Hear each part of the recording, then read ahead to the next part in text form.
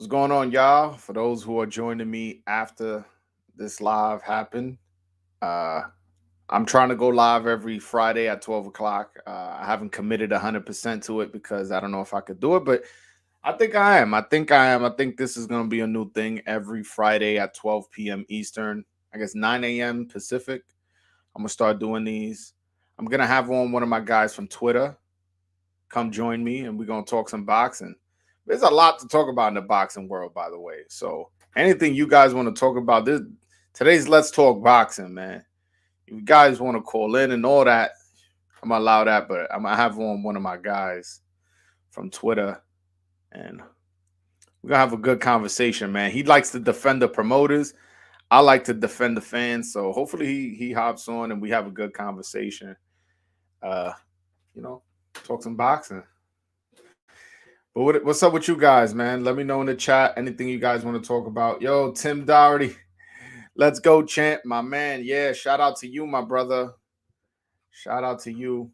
But it's a lot going on in the sport of boxing, man. Canelo rumored to have already been to a deal, but then it got backtracked with the whole thing that what's his name? Mike Combacher, the story he put out, it got backtracked by Eddie Reynoso saying that he still hasn't made a solid decision. Hold on one second. Boom. All right. Yo, I don't know. I gotta get a new computer, man. My shit freezing up. My shit, nah, man. I can't have that happen. All right. Put the link in the chat, but hold on. Let me pin it to the top of the chat for in case you guys want to call in. But once I have the guest on, I'm not gonna be taking calls. But in the meanwhile, though, if you guys want to call before he hops on, link is about to be pinned to the top of the chat. But yeah, man. Did you guys see that on the undercard of Spence Ugas, Jose Valenzuela, aka Rayo, is going to be fighting Francisco Vargas? That's a solid undercard fight, man. I like that fight a lot. Rayo has made a lot of noise in the boxing world because allegedly he made Tio quit twice in sparring. So he's living off that notoriety as far as why his name is so buzzing, but also the performances he's been putting out on TV, man, they've been impressive. I've been impressed every time I see him. Every time I see him, I've been impressed. I honestly can't say, oh, that he's just hype, he's just this. I like it. I like what I've seen from him. I really, really do. All right, I'm about. Hold on one second. My man just hit me up to DM him. Hold on one second, because he's about to hop on. We're gonna have this fun conversation. It's gonna be a fun conversation. Matter of fact, hold on. I gotta hold on. All right, my guy, he's here. What's going on? What's going on, Lefty? Shit. Yo, bro. I'm glad you came on. First, I want to say, yo, you are like definitely my favorite follow on Twitter. I'm saying that because you do the chicken talk space. I really enjoyed it. I'm not gonna lie, I've learned a lot from it. And y'all some cool dudes over there on Chicken Talk, man. So I just want to say thank you so much. But before we go to war debating, I just want to say thank you for hopping on, man. Ain't no problem. Yeah. And I'm gonna share your social media and all that later on during the show. Hold on, Joel. Hold on. All right. While he gets that figured out, I'm gonna screen share his social media just so you guys are familiar with. Trust me, you guys are gonna want to follow him, man. This dude is very passionate. And he knows a lot. I gotta do something. I'll talk to you in a minute. I gotta do something. All right, I'm back. That's not a problem. That's my cousin, crazy ass cousin. They almost got into a fight last night. He want to talk about the shit last night, man. I ain't trying to hear that shit. So this is social media for you guys who want to follow him. But yeah. So The problem, the disconnect, because it always seems every time I get on Chicken Talk, Your Talking Space, it just always seems like there's a misunderstanding as to how I feel about the sport of boxing, and I get attacked all ways. And I'm glad you on, because this is a better way of communicating, just a one-on-one, because you know a lot about this business of boxing. This is way better one-on-one. Yeah, you know a lot about the business of boxing, and when I speak, I always speak from the consumer standpoint, from the fan standpoint, what's best for the fans. And a lot of times when I'm on Chicken Talk, especially the Diggs brothers, shout out to them, by the way. They like to focus so much on the business side. Like, if I'm like, yo, I really don't give a fuck about the business side. I give a fuck about when the fight is going to be at its best for my entertainment as a fan, as a consumer. Yeah, because they're more business minded. I'm more business, more business. No, I know, which is why I'm more consumer minded. That's why I'm glad you on, so we can have this conversation.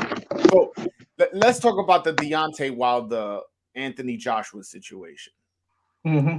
Anthony Joshua and Deontay Wilder, that fight was buzzing. It had the boxing Twitter going crazy. Anybody who was a fan of heavyweight boxing was buzzing around that fight.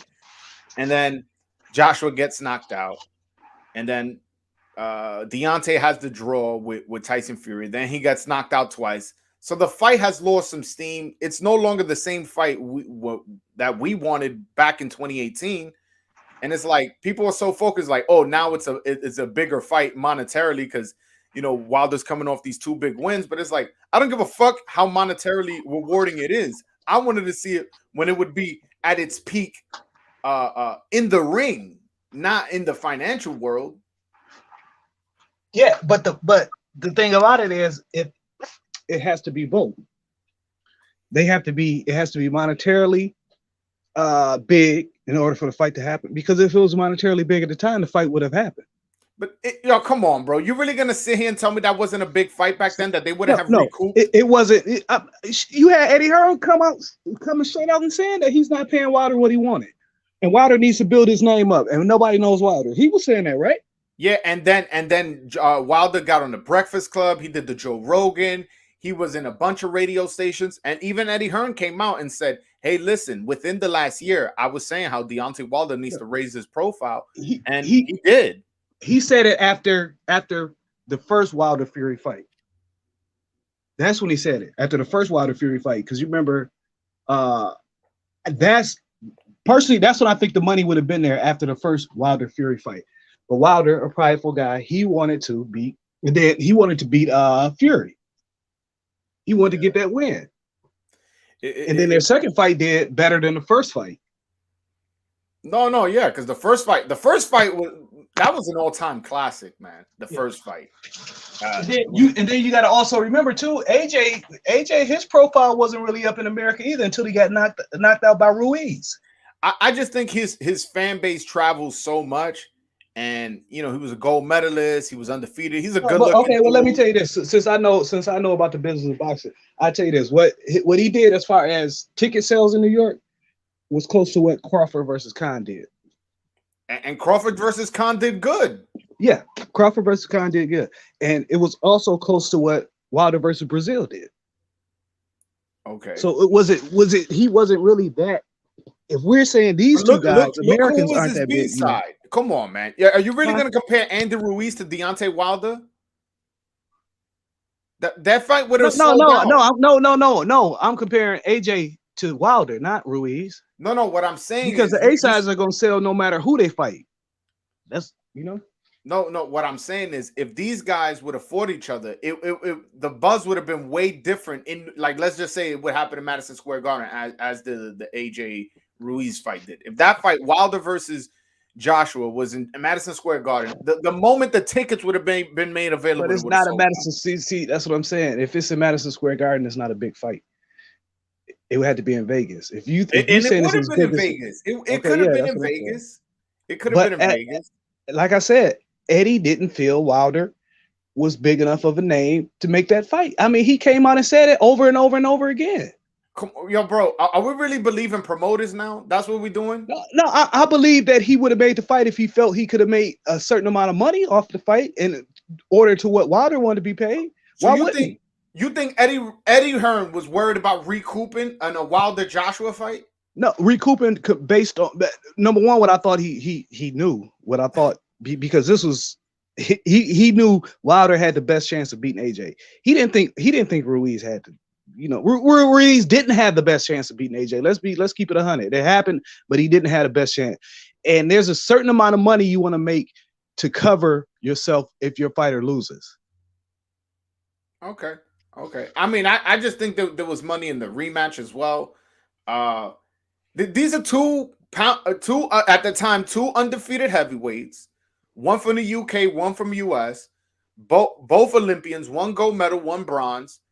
It would have been for undisputed. They both undefeated.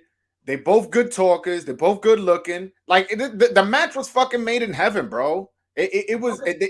Let me give you an example because you keep saying undefeated. Like that really makes that. It does matter. One loss is a big deal in boxing. No, because Mike Tyson's biggest fights came after Buster Douglas. His biggest fight was Lennox Lewis, and that was after he had already lost twice to Holyfield. Yes, but that's one thing about heavyweight. The losses don't hurt you as bad in heavyweight. Historically, if you look historically, losses at heavyweight don't hurt. Don't bring your. It doesn't hurt as bad as the lower weight class. That was all prior to Mayweather. Mayweather has ruined the. Yeah, but he's not a heavyweight. No, he didn't ruin it. Why do people put that blame on Mayweather? When you look at Mayweather's, I wish more people would be like Mayweather. They say he was protecting his own, but he took on better competition than everybody else currently. No, when Teofimo lost, his father, the first thing he said was, "Oh man, I'm mad. We're not gonna be undefeated because Floyd is always gonna say he's better than us." Yeah, I mean, it's very admirable to want to break Floyd Mayweather's record. Yes, ain't nothing wrong with that. That's admirable. I want a fighter that wants to be undefeated, that wants to win. Basically, when you say I want to break Floyd Mayweather records, you telling me you want to win.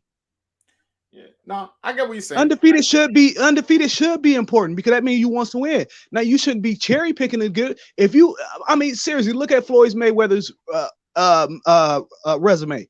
Are any of those fighters out here fighting the level of competition he was fighting? No. Okay. No, but a lot of that has to do with the business, and that's why I'm saying from a consumer standpoint, like a consumer doesn't give a fuck that.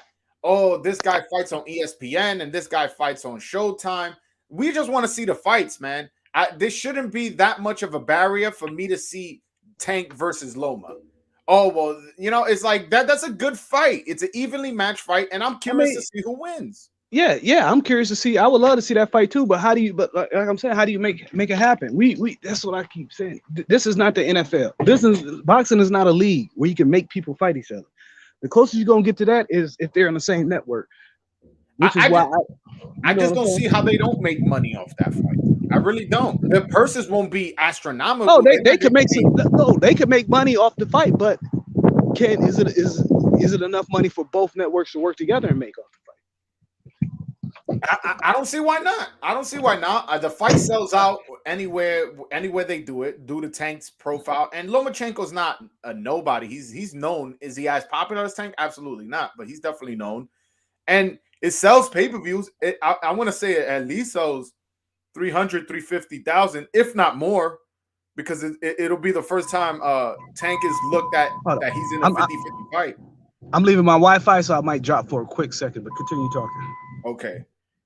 So what I'm saying is the fight sells. That I don't need to be a fucking math scientist to know that fight sells. And for whatever reason, maybe it doesn't. They would make more money if both fighters were under the same banner. But if you're gonna make, let's say, $2 million as opposed to $5 million, he's still making $2 million off that event.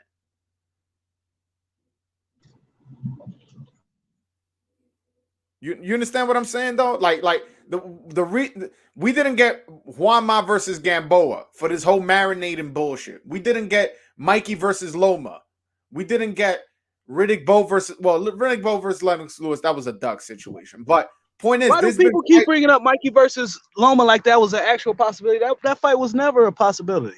All they did was met each other and shook hands. That fight was never. That fight was never talked. That fight was never seriously talked about or negotiated between any of the two, because Mikey would not work with Top Rank and Top Rank would not work with Mikey. That fight would never happen. this is why I remember this specifically because I remember that era. What happened was he was on the last fight. He had one fight left in his contract. He was like, "Give me Loma, give me Loma, give me Loma." And Bob Arum kept saying, "Like, listen, you want Loma? Just sign an extension." And he just refused. And he refused, and he never got the fight. So it's like, yo, I understand this business. I don't even remember them being signed at the same time. To be honest with you. Yeah, they were both on Top Rank. They were both on Top. I had to go back and look that up. That one up.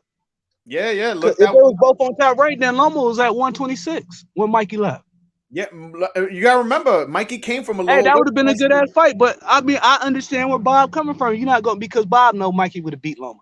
You're not going to beat Loma. You're not going to beat Loma and leave. You know what I'm saying? I understand where Bob was coming from with that, and I can understand where Mikey's coming from. But that is the way the boxing works.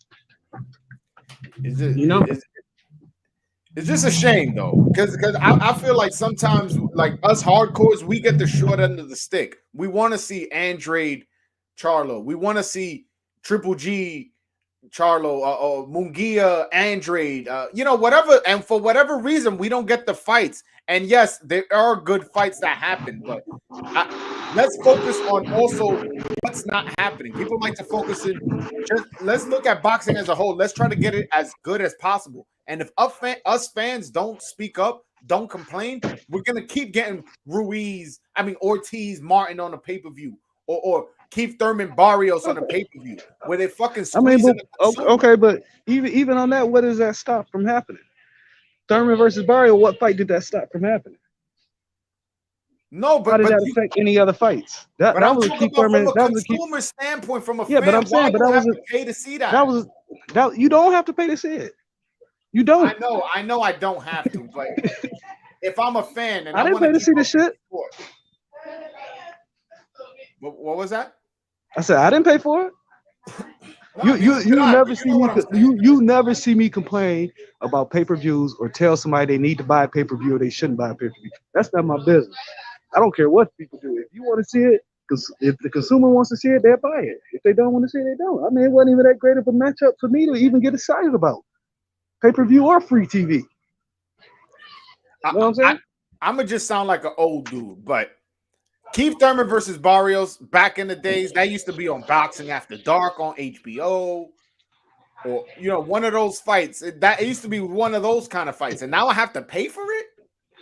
I wouldn't even say it would be HBO at Boxing After Dark. Keith Thurman versus a guy that's just coming off a knockout loss to Tank, coming up to welterweight.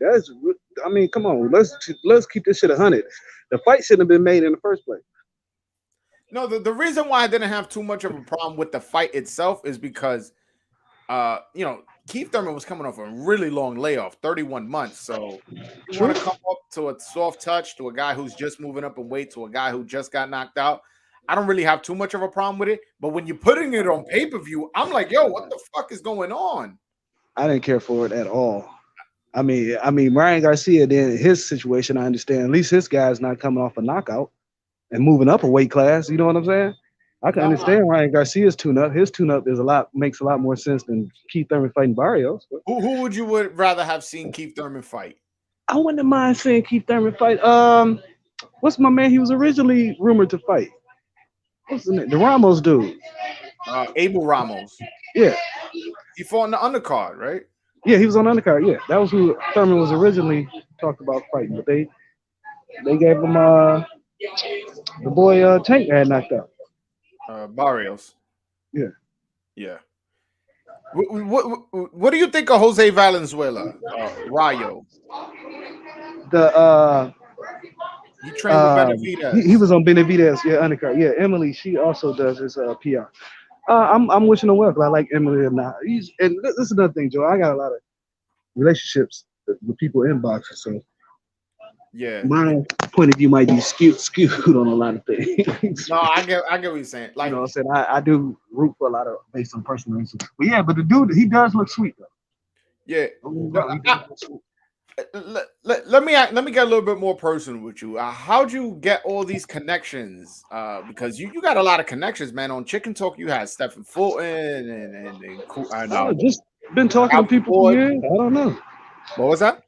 I was just basically talking to people You know, just because you know what, a lot of times I'll be honest with you, I didn't know people were who they were. You know what I'm saying? Like I didn't know this guy worked for this guy, whatever. And I just talked to him and we just be kicking. Like me and you kicking. I kick it with somebody that work in box the same way I kick it with you. Okay, okay. You know, I don't put nobody above nobody else. That's one thing my mom always taught me. Treat everybody the same because you never know who they are. Nah, for sure. What's his name? Shannon Sharp. He got a quote that his grandfather used to tell him, "Be careful on the toes you'll step on because that leg might be connected to the butt you have to kiss in the future." Yeah, exactly. Yeah, because that's real shit. I'm like that too, and that's why. And I'm also very I'll speak my opinion, which is why I'm always getting attacked on Chicken Talk because it seems like I'm probably the most unpopular guy over there. Every time I say Nah, something, but that's good though. Why you always think? Why you think I always make sure whenever you request to talk, I'll let you talk. Even if the spots fill, I'll drop somebody and let you talk. It's good to have different points of views. I like that. nah, for sure. And again, I'm always coming from the viewpoint of a fan and I always try to put myself as the average fan and the average hardcore fan because I feel like the people who are buying these pay-per-views are the hardcore. So I feel like we're the ones getting punished. Because most of us boxing fans, we're working class guys. We're not, like, don't get me wrong, there's exceptions. We got other people that make good money, but for the most part, it's a working class fan base, and you fucking taxing us with all these pay-views. And I know you're saying like you don't have to buy it, but I want to keep up with the sport. Yeah, I agree with you. Hold on, let me walk out there. Yeah, I was gonna say you mad background noise. My fault. I'm in the gas station. I know you can tell our country when people sound. you still out in Tennessee? Yeah, that's about another week or two. Unless the Bengals win the Super Bowl, I might go back just for the parade and the party. Shit, yo, who you got winning? But I'm telling you another thing. Cincinnati is a great boxing town. Is it great boxing town? Huh? Yeah, I never knew that. I never knew that. Yeah, a lot of people like. That's what I should have did more of, but I don't do it enough. But like, I go down to the gym. Jamel Herring down there, Rasheed Warren down there, Broner. He every now and then he'll show up. Coach Stafford down there. What's my man named Duke Reagan down there? You know, it's just a lot of boxing. A lot. I mean, it's a great boxing town. Yeah, even Ricardo Williams was from over there, right? Yep. Yeah.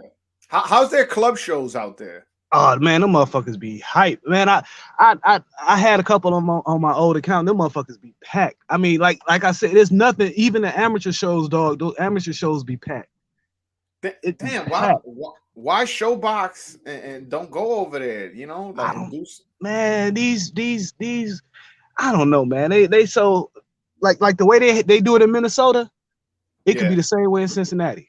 Yeah, they need to start. When we talk about for the hardcore and for the consumers, we need to start talking about getting more of these fights in these Midwest towns. No, I agree. I was just gonna say that Cleveland needs to have more shows. Chicago should have more shows. Not everything need to be in LA, New York, Texas, or Vegas.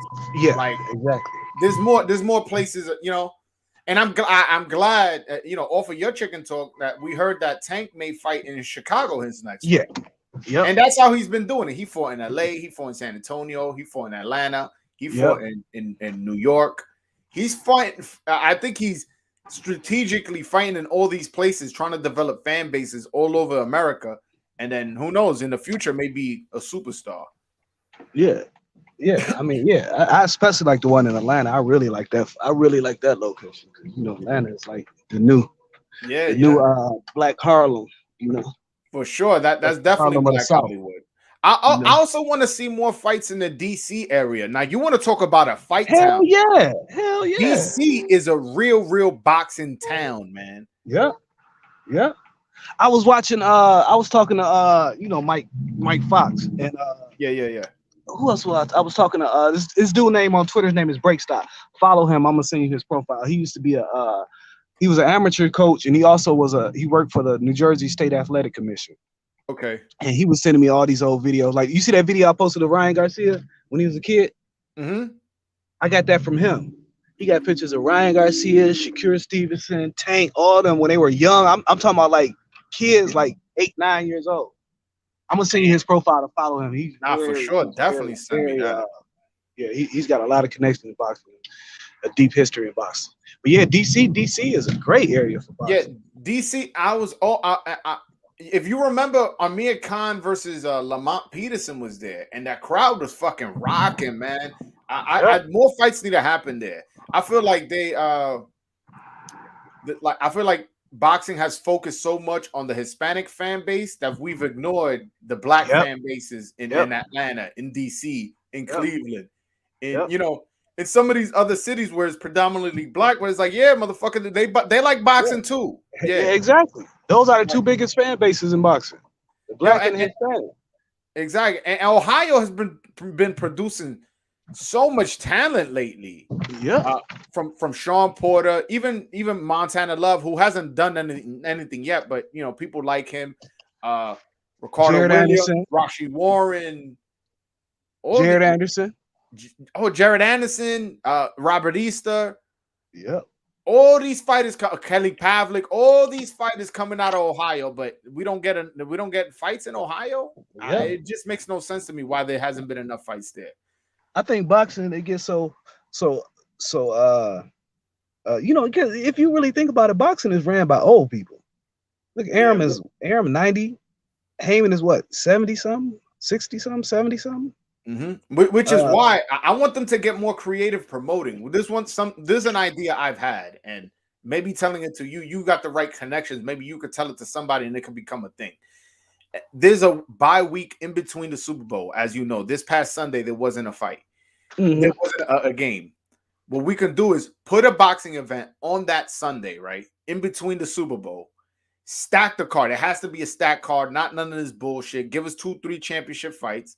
And call it the Super Brawl. Call it the Super Brawl. Then Super Brawl 1, then next year Super Brawl 2, then the year after that, and so on and so forth. And you get in the promotion from the Super Bowl, which is also numbered. You understand what I'm saying? Yeah, I agree. I agree with the idea, but I don't know how the NFL gonna let them get away with that. The NFL they sue like a motherfucker over there. Anything close to the Super Bowl, they suing. Super Brawl? Yeah, brawl. Even if it's brawl. They're suing. The NFL is very protected over that damn Super Bowl trademark. But I do agree with in the same city that the Super Bowl is in, right? Yeah, because you gotta remember, people sometimes fly out the week of because they got to do this, or they want to check out the city or wherever. It doesn't even have to be in the same city. If you want to do it in another city because it makes more financial sense, I'm okay with it. But we need to get creative. There's also a day. There's literally a day called Boxing Day. You get what I'm saying? December 26th, the day after Christmas. December 25th is always basketball, as we all know. There's always 2-3 basketball games that nobody wants to miss. Same thing with Thanksgiving. The day of Thanksgiving, we all know that there's a lot of football.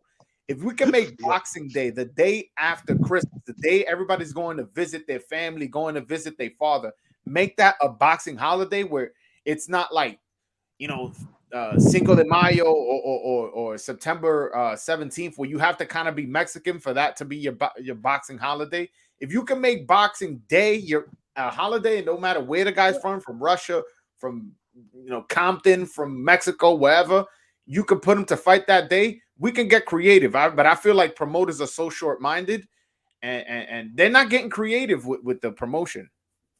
What they did say they are going to start looking at doing it on Christmas every year. No, and I like that idea, but I would rather them consider. I like the idea. I like the idea that Labor Day, Memorial Day, the events where, and then have the fights in the afternoon. The events where families get together. You know what I'm saying? I agree. See, but have the fights in the afternoon. Don't have them like 9 o'clock at night. Have them around barbecue time. And then I don't even care. You know what? Be honest with you. I don't even care if it don't even have to be big names. Throw lesser known names on there, like Venezuela. Throw lesser known guys on there. That way people get to know their name and build them up. No, I It could be agree. club show. Put a club show. You ain't got to sell a lot of tickets. Get some good, talented, lesser known guys and put them on there with. Because when you go to your family house for things for Labor Day, Memorial Day, y'all outside barbecuing, playing the music. You throw the TV on and some boxing on. People gonna watch the shit. Yeah, I also speaking to that, I also thought that if there was an Olympian that was very patriotic to fight on 4th of July, Yeah. you could be like, yo, there's gonna be fireworks at night, and there's gonna be fireworks in the ring. You can get creative with the promotion. And then again, that's a day everybody's off. Yep. I don't know. I just feel the same thing with the Juneteenth. I know they starting to do it now, but they should have been on that. Yeah. If motherfuckers is gonna use Puerto Rican Day Parade and Mexican holidays, then why not use Juneteenth? But to be honest with you, that Juneteenth is over the last couple of years. Even black people really just started recognizing. So it is a holiday that's kind of coming up. That was mostly celebrated in Texas. Yeah, I was just gonna say that, but they couldn't put the Charlos there back in the day. They need to start having more fights during the day too, man. I like Sunday fights, and I like fights during the day. Because you remember like Sugar Ray Leonard, all them, or ABC Wild World of Sports, they used to come on during the day, like 3:00 in the afternoon. Really? Yeah, those fights was on like 3:00 in the afternoon.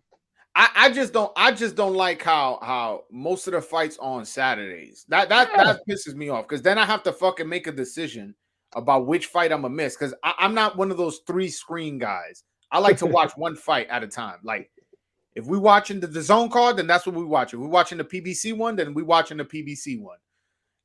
So yeah. I don't like how everybody likes Saturday. You can't put one on a Wednesday, one on a Thursday, one on a Friday, one on a Saturday, and nobody interferes with each other. And I can watch Sunday night. Sunday night ain't nothing better than a Sunday night boxing when your week about to start and you get to sit down. You ain't doing one thing about Sunday night. You're not really going out. You getting ready for the week, right? You getting mentally prepared for the week.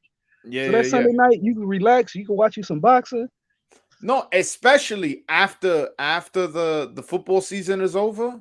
Yep. You already used to fucking watching football from 1 p.m. to fucking 12 o'clock watching football all day. Yep. Put a fight at 4 p.m. Yeah. Give me a nice little fight I can watch on a Sunday night where I can relax and watch it while I'm getting mentally prepared for the rest of the week. Oh, I agree. All right, one of my subscribers is asking, what do y'all think about April 9th Showtime PBC card with Lubin Fundora, Tony Harrison, Sergio Garcia, and Boots Ennis versus Castillo Clayton? I ain't know Boots Ennis and Castillo Clayton was on that card. Yeah, that's that's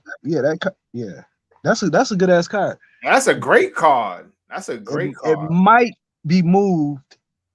It might be moved to later on in April. Yeah. But April's such a crowded month, man. It has Shakur Stevenson fighting Oscar Valdez. It has Amanda Serrano fight. It has this fight. It has Spence versus Ugas. There's a few other ones that I'm slipping from my head, but like man, the months April, May, and June are gonna be just an unbelievable boxing run. Like we're not gonna believe how many good fights we're gonna get that because this is the first full year. This is really the first full year post COVID of boxing. Yeah. Because last year was only half a year, and everything was this state was fully open. That state wasn't fully open. This state required vaccine. That state don't. You know what I'm saying? This is the first full year where everything is set, and the logistics. The logistics prior to it. You know what I'm saying? And I also feel like people have already adjusted to how things work. Like people know, like, all right, you got to do this, you got to do that, you got to wear a mask, you got to get vaccinated. Yeah, like people are more in line, man. But that's why getting a little bit off topic. That's why I feel like they should just open everything up. Like people already kind of know to take the vaccine and wear masks. I mean, everything is open. Really, ain't nothing closed. But bro, I don't. You don't live in New York, man. Oh, okay. Well, it must be different in New York, but everywhere I've been ain't shit. Especially get out here in this goddamn Tennessee, ain't nothing closed. Nah, you what you got to do out here is if you vaccinated, you can pretty much do everything. But not everybody's vaccinated. Yeah, I'm from the hood, man. Motherfuckers Matt don't told me trust that. the government. Matt told me that Matt got vaccinated just so he could continue to go to karaoke. Yeah. Nah, I mean, I got vaccinated too. I got vaccinated. I've been going to all the fights and all that. Man, well, not all the I'm fights. at I've been risk, to so a couple I fights. had to, because I'm at risk. That shit would have took me out if I got it. Well, I you still got wear my mask. Like pre-existing when I was in that conditions. down here, they don't wear their mask or nothing. I've been wearing my mask since day one. I guess that's why I never got it. And I be around a lot of motherfuckers, but I always, try to take my own precautions. I don't listen, like people be with their conspiracy theory, the government. I don't even listen to the government, man. I take common sense approaches. You know what I'm saying? No, that's what. Listen, I got vaccinated late, but my thing was, I'm good. I know I'm healthy. I take my vitamins. I don't have no pre-existing condition. I could bench 225. I'm not an old man. Like I'm a strong, young, healthy young man. I caught that shit last year in April. I got sick, don't get me wrong. I ain't feel good, but I was good after that. I was like, yeah, like I'm good. I don't see why y'all forcing this vaccine on certain people who immune system is good. But hey, either way, they got me. They got me to take it, so I'm good. And you still living, and you ain't had no problems. You okay? You ain't growing no third arm. You Yeah, good. it's just now I understand. I understand where you're getting it, where you're getting at. But once they say, all right, if you get vaccinated, you can still catch it. Like I'm not putting some shit in my arm unless it's 100%. No, but it's a preventative. It's not a cure. That's the thing about it. So don't call it a vaccine. No, that's what it is. Well, inoculation, vaccine, it's the same thing. You don't remember when I had my old Chicken Talk, my old account, I did Chicken Talk with the immunologist when the vaccine first came out? Nah, I only started following you when you have this account. Okay, yeah, I had my old account when I used to do Chicken Talk. I had, and for that one got new. But yeah, I did a Chicken Talk with the immunologist that worked on the vaccine. And there was a lot of good information there. That's why I say I don't listen to no motherfucking government. I like to listen to experts, and I like to use common sense. I don't listen to no media. I don't listen to I'm skeptical of the government. I got to find out and use common sense. You know what I'm saying? I get it.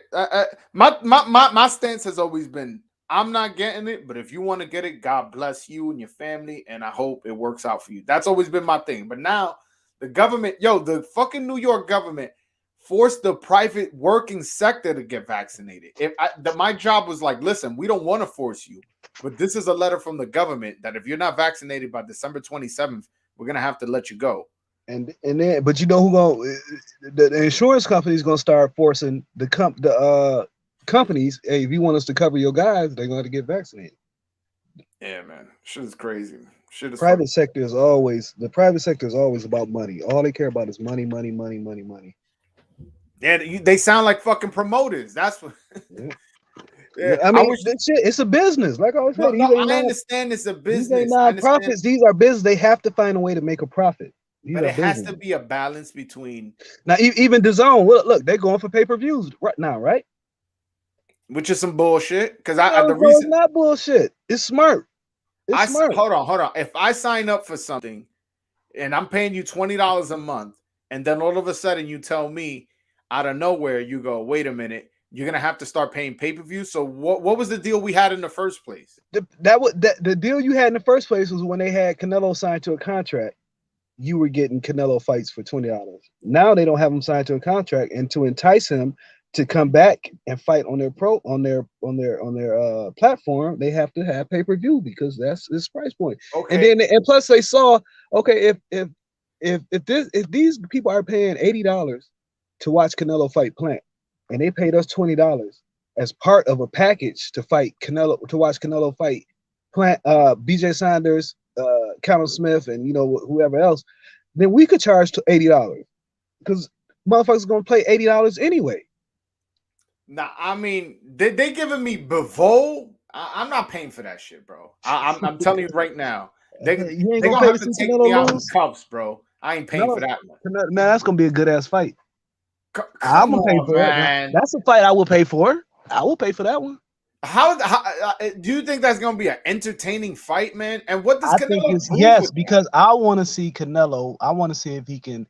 I like how Bivol is he's a pure boxer. Manages distance well. Got a great jab. Got a great hook. A very good hook, counter hook. I want to see how Canelo if he can solve that puzzle. Nah, to me, the fans, what they've been telling me, they want Charlo. So if that's what the fans want, then that's what I want. I want Charlo. Okay, and then this is another reason DAZN has to do pay-per-view. If they want Canelo, they can't afford to pay Canelo what he can get making fighting Charlo, just charging $20. You see what I'm saying?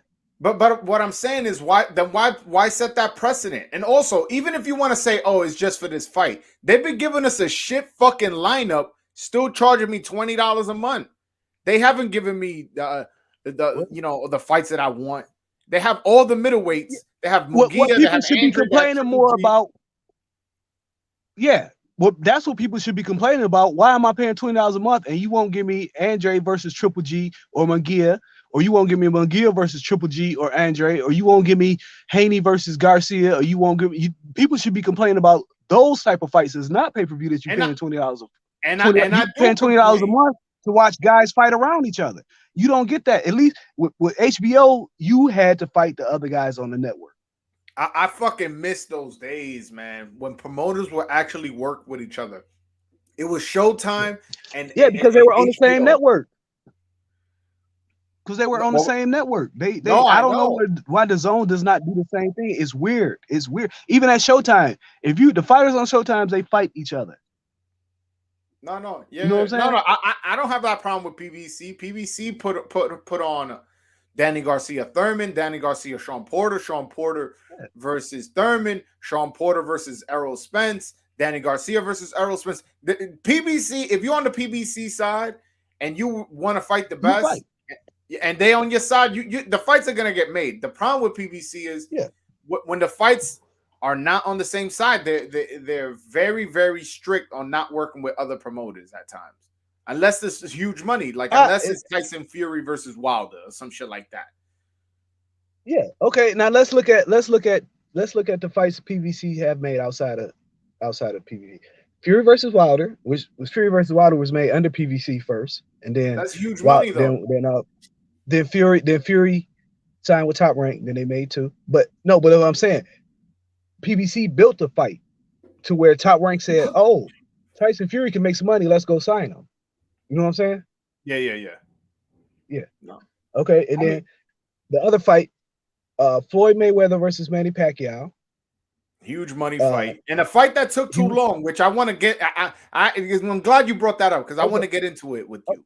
And then the other fight is Mike Tyson versus Lennox Lewis. Those are your three fights. Those are your three fights where two networks have worked together. Those are the only three fights where two networks are worked together. So what you're saying is, whether I like it or not, it has to be big business for two networks to work together. Yeah. Yes. I mean, so that's what history shows, right? Tyson versus Lewis, Pacquiao versus Floyd, and Fury versus Wilder are the three times two networks have worked together to make a fight. So that's unprecedented. Precedent is you fight guys on your network 99% of the time. So when you're not getting fights on your network, then that's a bigger problem to me because that should be normal. All right, how can we? I guess the solution to all of this is how can we get one network to have two of these major promoters? If one network had Top Rank and PBC, or had PBC and whatever the Eddie Hearn has, we would get a lot more fights than what we're getting right now. Because I feel like we although we do get a lot of good fights, especially I want to say the last 2 years. In general, there are a lot of missing fights that we want to see that don't happen due to promotional problems. And I feel it hurts the sport in the long run. Like what? Like the whole middleweight division, the whole lightweight division. But the middleweight, this is the thing, Wilder. The middleweight division should have been taken care of. It should have. I'm not the middleweight division right. Excuse me. The middleweight division right now should have a guy with at least 3 belts. Charlo and Andre should not be on the same level. Andre should be light years ahead of Charlo. Yeah, I agree with you, and I guess I got, you know what, talking it out with you, I got to put more heat on Eddie Hearn. Why the fuck is Andre not getting those fights on DAZN? I don't understand it. When he was asked about making Andre Triple G, he said, "Well, I don't control Triple G." Then he turned around and offered Canelo a contract with who? Bivol and who? Triple G. Yeah. So it's some bullshit. I don't understand, but if you notice, Eddie Hearn don't like fighting his top guys together. He always talking about other guys. Like now he's talking about Andre. He talking about, well, if Andre beats Parker, then he can fight Benavidez. No, if Andre beats Parker, then he fights the winner of Danny Jacobs versus Ryder, right? Yeah. Doesn't that make more sense? Yeah, because they're both on the same side. No, but yeah. I heard Daniel Jacobs, and that's a good fight, right? No, that's a really good fight. But I have heard Daniel Jacobs say he'll never fight Andre because like they grew up in the amateurs together and that they're really good friends. What Crawford and Bud said, Bud and Porter said the same thing at one point in time, right? As long I never heard it. I'll take your word for it, but I never heard that. But you see, when they got that money, when that bag was presented, they changed their mind. I get it. That's what I love about Floyd. That motherfucker didn't have no friend. I mean, him and Zab was cool. Don't get me wrong, but when that bag was presented, it was Floyd. You gotta have that mentality, like that Jordan mentality, that Jordan Kobe Floyd mentality. Like, I'm the best. Fuck the rest. You know. Yeah, I totally agree with you. I'm gonna read you a tweet, and which I totally agree with. Is by this guy named Albert Bernstein. He said, if I'm a UFC fan, I know sometimes up to 3 months in advance who's on the fight card and where it's taking place. You can plan accordingly as a fan, rally the homies, save, book, travel, etc. A lot of these boxing events are announced and pieced together at the 11th hour. Not good. I totally agree with that. What do you think about that? The difference is UFC. The UFC is UFC. You know what I'm saying? They don't have to worry about sanctioning bodies, calling this fight, or not, not sanctioning this fight. You know what I'm saying? No, but what I'm saying is that they can work within each other. Okay, let me give you a perfect example. And boxing is so fluid too. Let me give you a perfect example. Okay, like somebody mentioned that April 9th card, right? Yeah. Okay, so that card might get moved. It may have to get moved, but the reason to be moved would be for a good reason. Yeah, but can't you guys handle that? How many people in here listening? Right now, 5. Yeah. 5. Okay. So people been hopping on and off. That's why. Okay, but I'm saying, because I don't want to give away too much. That's what I'm saying. Why it might be moved. But listen, if it has to be fluid like that, because if it gets moved for a good reason. That means we get a different type of fight coming up. Okay. So everything ain't as above. Everything ain't as simple as he's trying to make it, because boxing is such a fluid and so much behind the scenes shit going on. But it just seems like in boxing, there's such a lack of professionalism. There's a lack of you got Spence, but you got Spence Thurman. You got Spence Thurman. Not Spence Thurman, Spence Ugas. We know, like, look, I'm trying to get motherfuckers to get in and go in on a suite with me. You know what I'm saying? The big fights, I understand. Yeah, you had those playing, but like the April 9th card, which was a good card, but ain't nobody gonna travel for that shit. If it's in my area, I'll go, but ain't nobody gonna jump a flight. You know what I'm saying? Yeah, I'm not hopping on a flight to watch Fondora. Lubin or but if it was in New York, you would go, right? Yeah, New York. Yeah, if it was in New York, I'll go. Yeah. If that motherfucker was like, if Caleb Plant fights, I go see him fight because I'm in Tennessee. Yeah. No. I get what you're saying. I'm just saying, I just feel like the rollout for some of these fights aren't as. I feel like it is. I don't watch MMA. I'll be honest with you, I don't watch MMA, so I can't really compare. But even they smaller cards, they do that with their smaller cards too, or is he just talking about their big cards? Because for boxing, like Shakur versus Valdez, everybody know when that's happening. For the big fights, boxing usually does roll them out in time to, I think this Spence Ugas was kind of rolled out a little bit later than what I would have liked. I just feel like there's no more press conferences. Like, if there's very few, I remember fucking Floyd used to do 11 city tours. These dudes, they doing one on Zoom and that's it. And it's like, that was COVID. That was COVID. That was because COVID, though. They still doing that shit on Zoom. That's why you notice PBC still have closed press weigh-ins. Those are still COVID precaution. Like, but look, with the Caleb Plant Canelo press conference when they got into that fight, the odds literally changed because of that, and they sold out. No, they didn't sell out that day, but they sold a bunch of tickets that same day because there was a fight. You know, people got excited. Now they want to see the fight, or because there was a press conference and something happened. Now, you don't think these guys can get creative? Mayweather brought out a fucking chicken against Oscar De La Hoya at a press conference. You don't think everybody ain't Mayweather though? See, this is what I be getting so pissed off about when people say Mayweather. Everybody's protecting their own against Mayweather. Why they always try to take the negative things about Mayweather and never try to take the positive things that he did for the sport? Hold on, me saying him bringing out a chicken, that's a positive thing. I'm saying he's I'm saying that's positive. I'm saying people always say Mayweather protects the O. That's the reason boxing protect the O. They only want to focus on that. They never want to focus on the fact that Mayweather was he was a great promoter, a great self-promoter. He didn't drink. He didn't, he took care of his body. He was the hardest worker in boxing. Why don't we focus on those? On like the more, when people say these boxers want to be like Mayweather, I'd be like, hell yeah, I wish they would want to be like Mayweather. Nah, people like to see and I felt like this happened to Adrian Broner. People like what Mayweather had, not being Mayweather. Because if you want to be Mayweather, like I make this argument all the time, and some people get it, some people don't. I think Zab Judah was either as talented or better than Floyd Mayweather, just on the talent skills level. Yep. I felt his hand speed was just as good, and he was a harder puncher. But the difference between them two is Mayweather was laser focused on his training. Yep. And Zab Judah, listen, I'm a Brooklyn guy, and I don't want to down my Brooklyn native like that, but I can't be seeing you in the same spots I'm in. Exactly. And you over here getting into brawls in a dice game in Miami, and it's like you don't see Mayweather doing that shit. Nope. Like my man said, he said he was in a club with Zab, Floyd, and the other Brooklyn fighter. He fought Triple G. Daniel Jacobs. Nah. Dervinchenko. No, black dude, Brooklyn dude.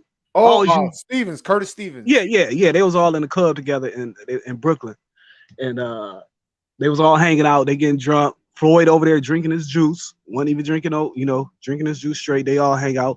They said they was about to leave. Floyd left, and so they, this was before cell phones and shit. Said Floyd ended up down at the fucking gym working out like 3 o'clock in the morning. Yeah. So somebody told me, somebody told me, you hear me? I saw an interview where somebody said that they went out with Floyd, partied with him, and he went running back to his house in his club gear. Yeah. So, who the fuck does that?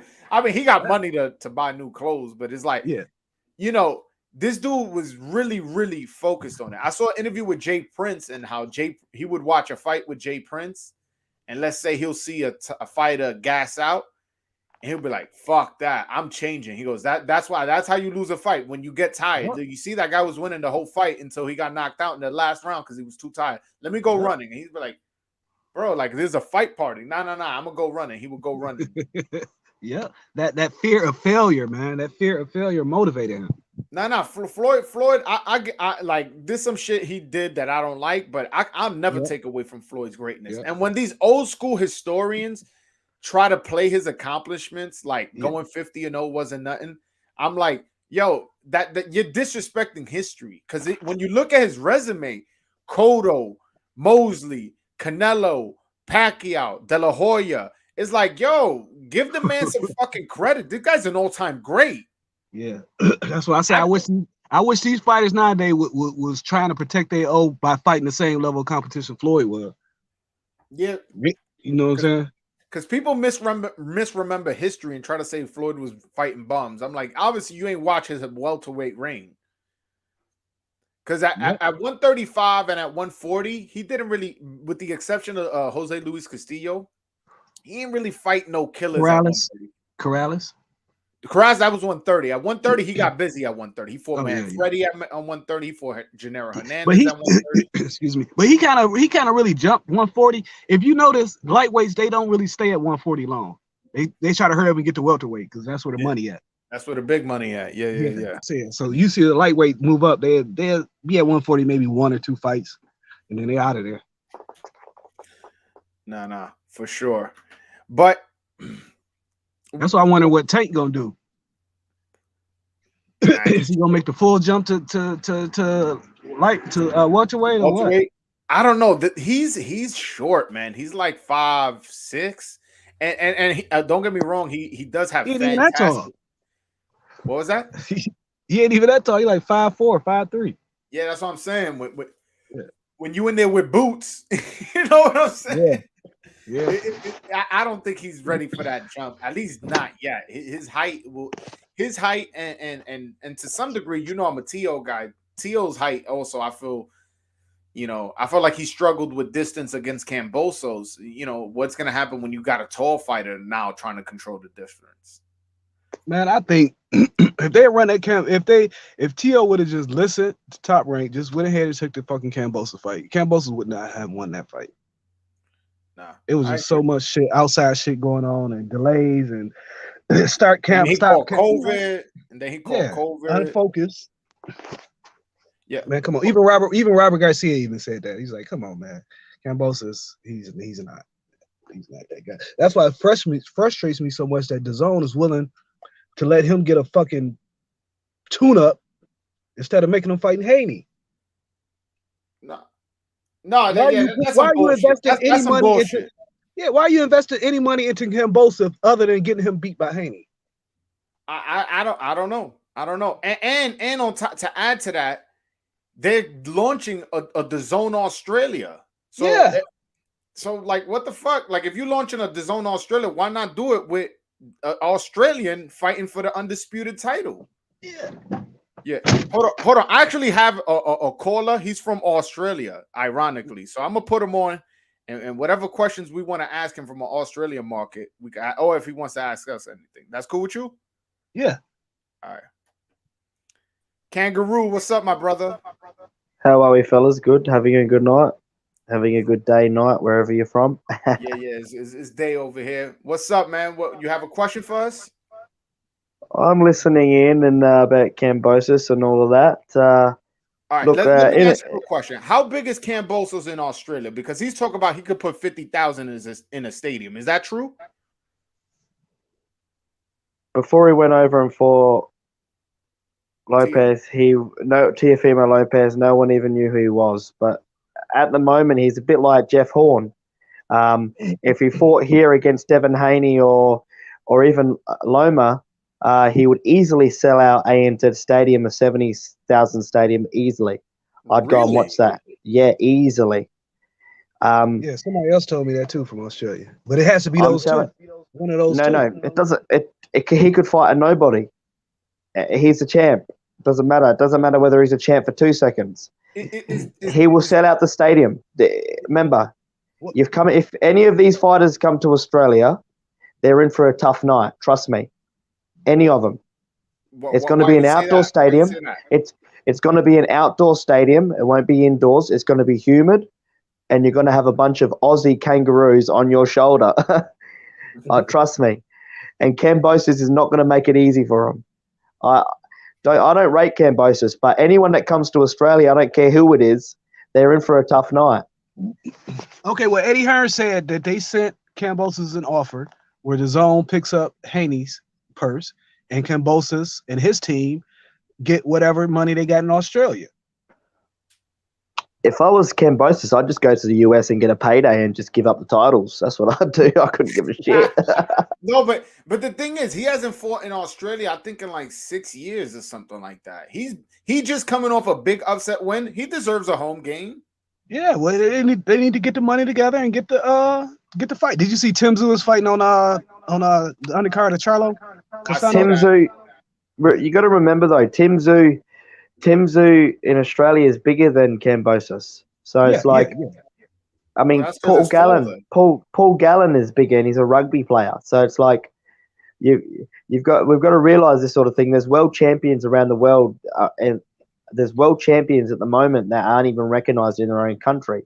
So and they're the number one in their weight division. So you've got to really look at it like that. But Kambosos will easily. I'll travel over to Sydney to watch that fight. So I'll drive to Sydney or catch a plane or whatever to go watch How that far are fight. you from Sydney?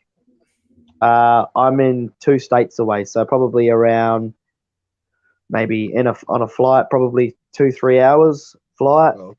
Damn, 12 hours Australia's driving. big. I didn't know y'all were that big. Hell yeah, Yeah, it's I'll bigger. go- Australia is bigger than Texas, right? That's interesting. Well, I'll go watch the fight easily, definitely. Yeah, Australia is huge, man. But How big is boxing in Australia? Like what number of sport? Like I know probably soccer and rugby probably number 1 and number 2 most popular sport. No, What's your number 3? AFL Aussie rules is our number 1. What is that? It's like like Australian rugby, rules. No, it's completely different to rugby. It's called AFL. It's Australian rules football. It's completely different. Rugby, soccer, it's all. So, But if where we does looked at it, boxing we fall would. over there? I'm saying, like, if we looked at it, if we just saw it, we would think it was rugby if we didn't know any better, right? Correct. Yeah. But the AFL here, we sell out like 60, 70,000, stadiums, different teams play each other, cross-town rivals and all that, cross states like Victoria versus South Australia, like cross-state rivals and all that. But cricket, rugby, soccer, nowhere near AFL. Boxing is not even mentioned. Boxing's at the bottom of the barrel in Australia. Boxing's lower than basketball, and basketball is one in Australia. Basketball is actually one of the best leagues in the world, and it's not even mentioned. That's what I heard.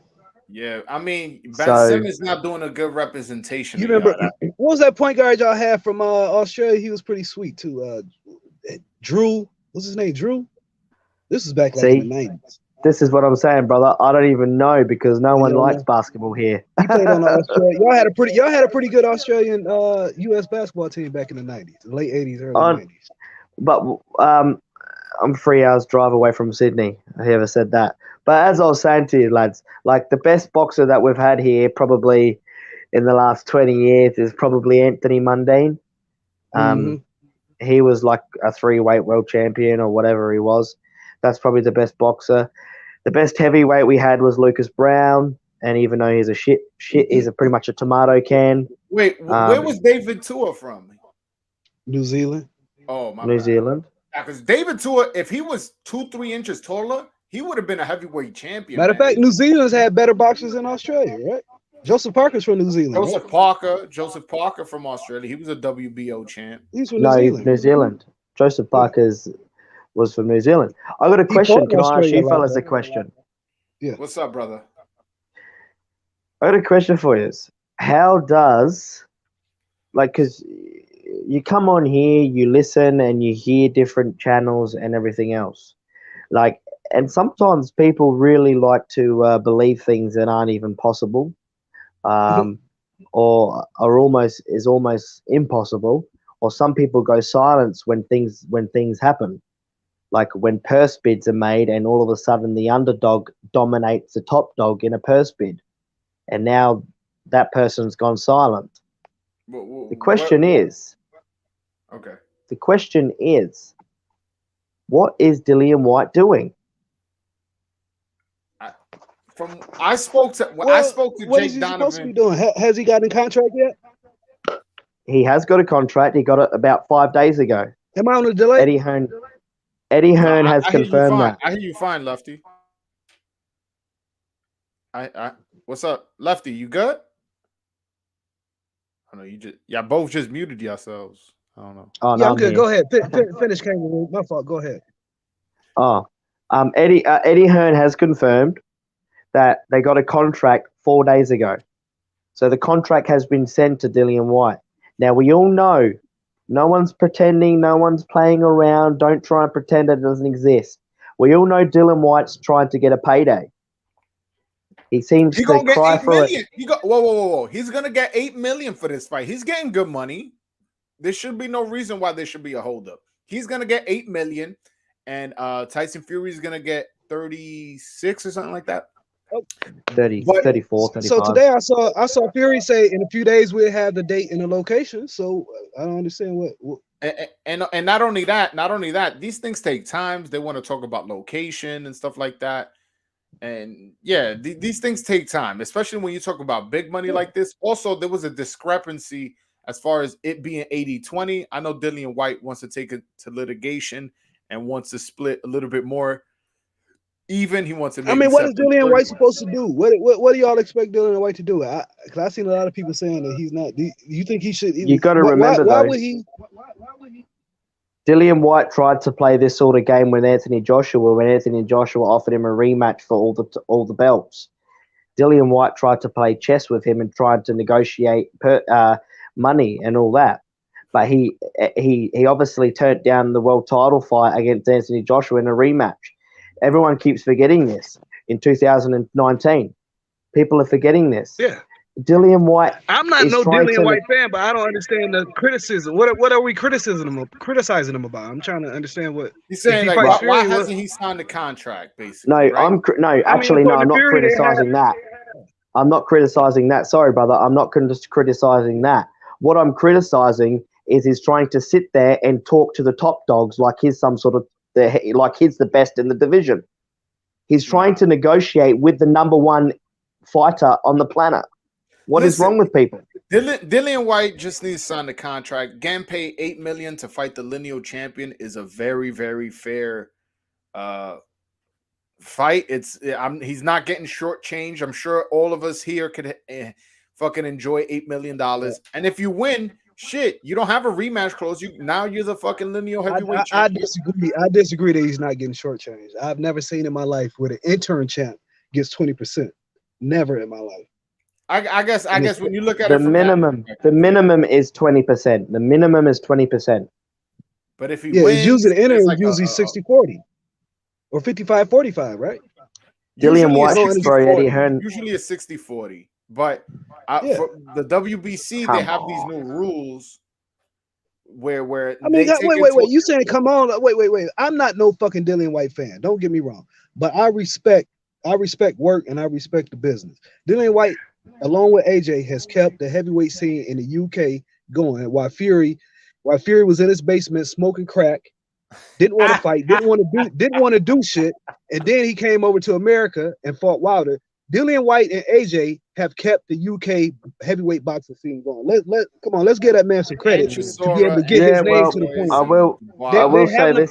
I tell you like this: outside of Dillian White, who else is Fury gonna sell that much over in the UK with? I will say this to you. Tyson Fury hasn't slipped up on a banana peel yet. Let me give you the hot tip. Bro, nobody look. Tyson Fury said out his own mouth, they don't treat me right over in the UK, so I'm fighting in America. So Dillian White has been over there putting in work. Let's not act like Dillian White ain't been doing what he's made a name for himself White's asking, hang on, brother. Dillian White's asking for 60-40. Dillian White's asking for 60-40 against the lineal heavyweight champion of the world, and his last payday was 1.3 million. 1.3 million. The precedent for purse bids usually is 60-40. You understand what I'm saying? That's not being unreasonable when you ask him what the precedent. What's unprecedented is him getting 20%. Yeah. I'm glad you brought that up, Lefty, because I'm looking at it just from raw numbers. $8 million is a lot of fucking money.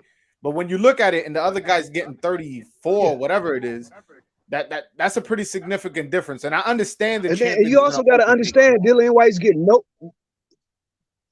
Yeah, Dillian White is getting no cut of the pay-per-view, no cut of the TV sales. You say he's getting $8 million flat.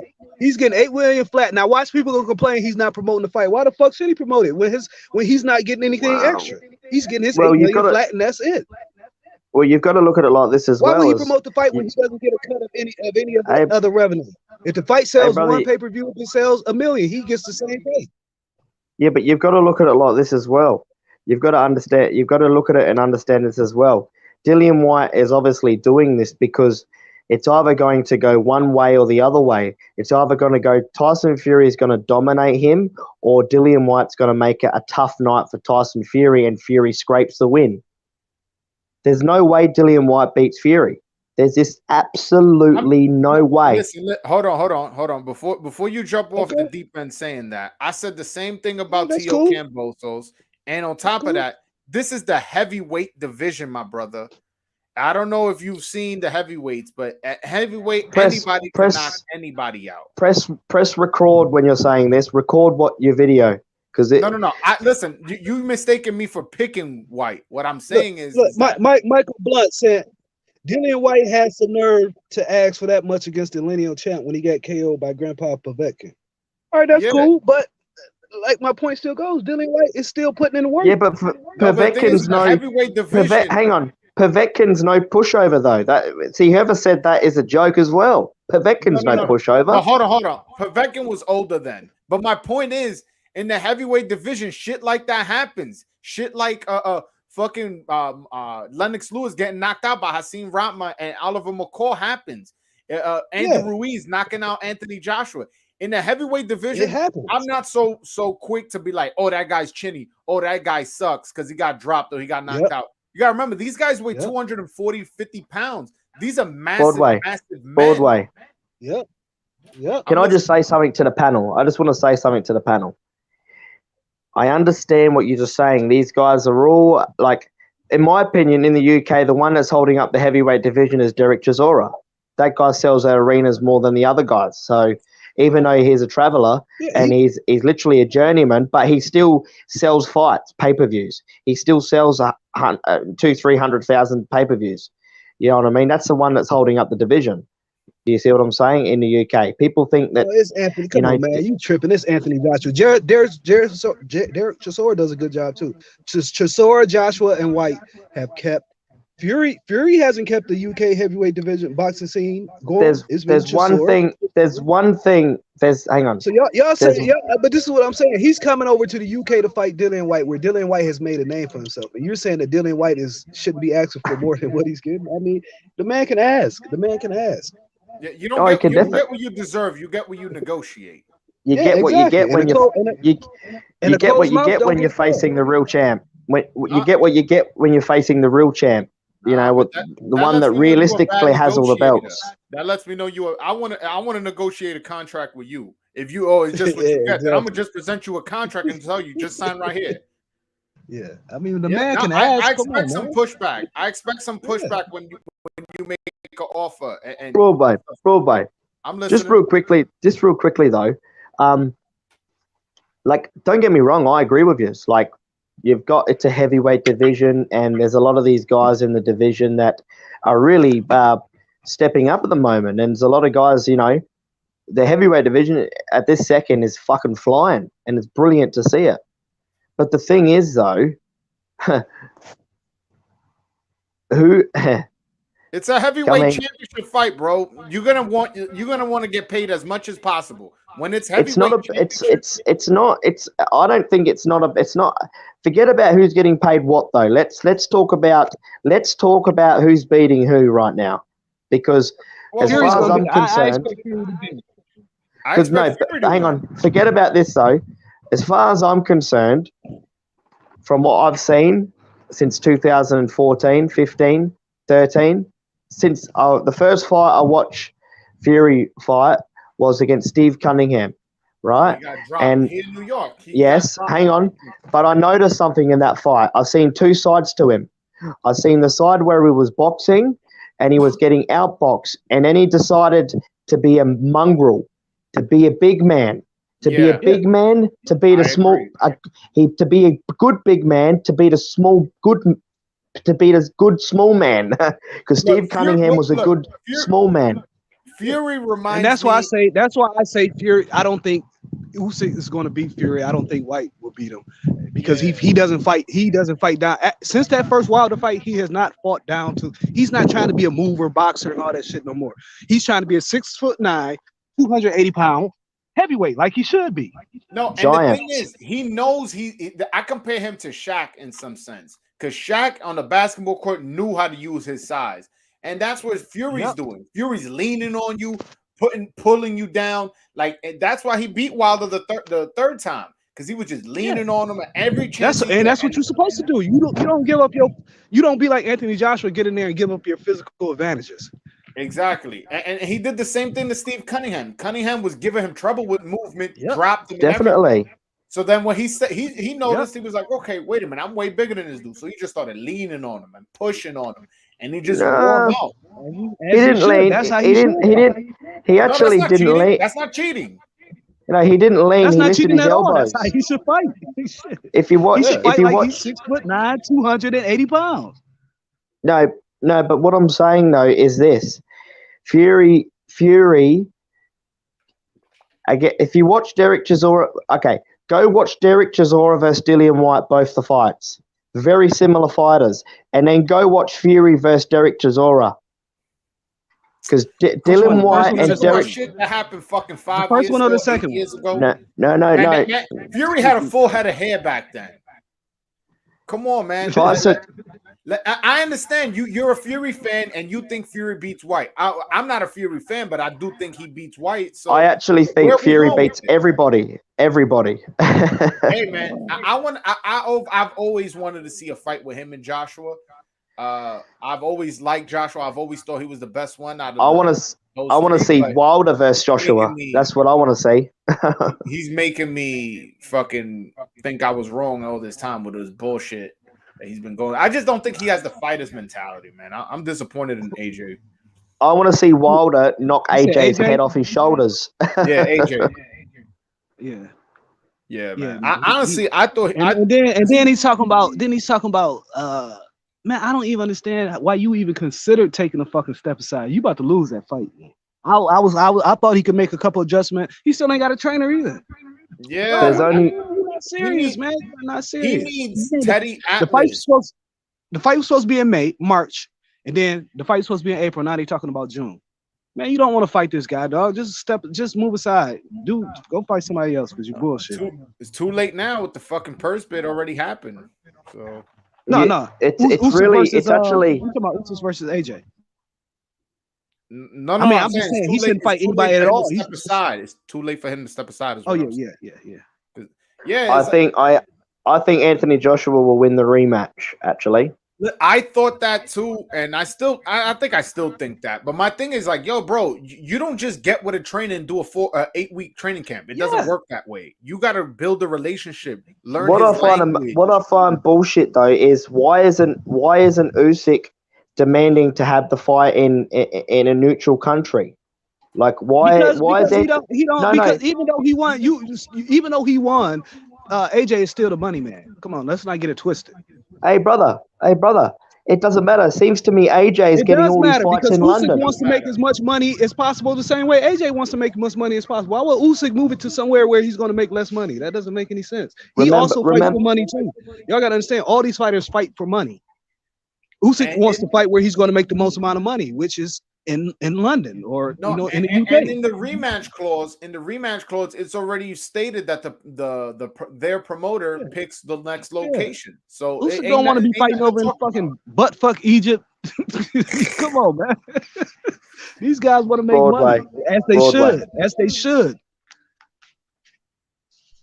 Listen, we would already have Kangaroo. Last time we were on, you were saying why Tyson Fury can't tell his opponents why can't he fight where he wants, and it's like, yeah, it's not my fault that Tyson Fury's handlers have poor negotiators. It seems like Anthony Joshua, crosses all his I's and dots all his T's when he gets these fights. That's why he got a rematch with Ruiz, and that's why he's getting a rematch with Usyk. Yeah, and if you're Ruiz and you're Usyk, you want that rematch because those are your biggest money fights. Exactly. We would have an undisputed champion if it wasn't for Anthony Joshua losing a couple of fights. Why? Why you say that? Because he's got rematch clauses. He likes to have rematches. Who's to say the other fights would have happened? They didn't happen prior, so who's to say that boxing politics? Fury versus AJ didn't happen before he fought Ruiz, or Fury or AJ versus Wilder didn't happen before he fought Ruiz. So who's to say that happened? Look back 3 years ago. Everyone thought Anthony Joshua was a gold coin. I thought that 3 years ago. I never thought that. He's a robot. Jesus Christ. Bro, he's beat the top of the division. Come on, man. He beat the top of the division and was a gold medalist. Now you can say you're not a fan of him, but to say he's not talented, that's wrong. He's beat the top of the division. I didn't say that. Y'all be too hard on these boxers on the accomplishments. He's very flat-footed. He's very flat-footed. He's a that's robot. his style. That flat-footedness got him a gold medal and 3 out of the 4 championships in the heavyweight division, and he knocked out Klitschko. He has the best resume at heavyweight. Yeah, he does. He does. He may not be the best fighter, but he has the best resume at heavyweight. Derek Chisora has the best resume, if you ask me. Derek Chisora has 19 losses, and he's been fighting guys that are in the top 10 and keeps losing. Listen, man. Listen, Derek Chisora. This is why I can't fuck with Derek Chisora, man. There was one time he was trash talking some dude, and he was like, when I get in the ring, I'm gonna make love to you. You're gonna have to call me a bisexual. I was like, what? I like Chisora. I ain't gonna lie, I like Chisora. And then he was doing a face off for one dude and just grabbed his face and kissed him. I'm like, I don't know, man. That's some weirdo shit. Does Trevor Bryan beat Derek Chisora? Why are we talking about Derek Chisora, man? He's fighting Daniel Dubois anyway. He's supposed to be fighting Daniel Dubois anyway. Is he? I like that fight. Yeah, I like that fight too. It's time for these lower guys to separate themselves from the pack. Doesn't Trevor Bryan have the WBA world title? I like heavyweight division right now. Yeah, these lower tier guys, they need some of them need to start separating themselves from the pack because right now they all like who is who. McCauley and Yorker is a good fight. Doesn't Trevor Bryan not a Coley, Yorker. Yorker versus Bacoli. He's fighting Bacoli, right? Oh, I thought you said O'Coley. Yeah. Yeah. No, but listen to the heavyweight division. We got Usyk, Tyson Fury, Anthony Joshua, Deontay Wilder, Dillian White, Joseph Parker, Luis Ortiz, Joe Joyce, Andy Ruiz, Frank Sanchez, Otto Wallin, Robert Helenius, Tony Yoka, Daniel Dubois. Some people still holding out hope on F.A. Ajagba. Yo, we've complained in the past how untalented the heavyweight division has been. I put Frank Sanchez up about 3 or 4 of them. He's up in the top 10 for me. Sanchez. No, I wasn't saying it in order. I was just saying types of talent that like Philip Hergovich. Hey, your boy, a lot of people. Your boy is fighting the one you asked me about earlier, Valenzuela. Yeah, he's fighting on the Spence undercard. Yeah, he's fighting Francisco Vargas. Yo, and Francisco Vargas, that dude is one of the most entertaining fighters of our era, man. That dude has been in some wars. I got a lot of respect for that man. Yeah. You remember his fight with Burchell? Oh my God. Oh, his fight with Takashi Miura on the Canelo Cotto undercard. That was one of the most brutal fights I've ever seen. I love watching them little guys fight, man. One fight that I would make. One fight that I would make right now if I could forget the Dillian White fight with Fury or whatever.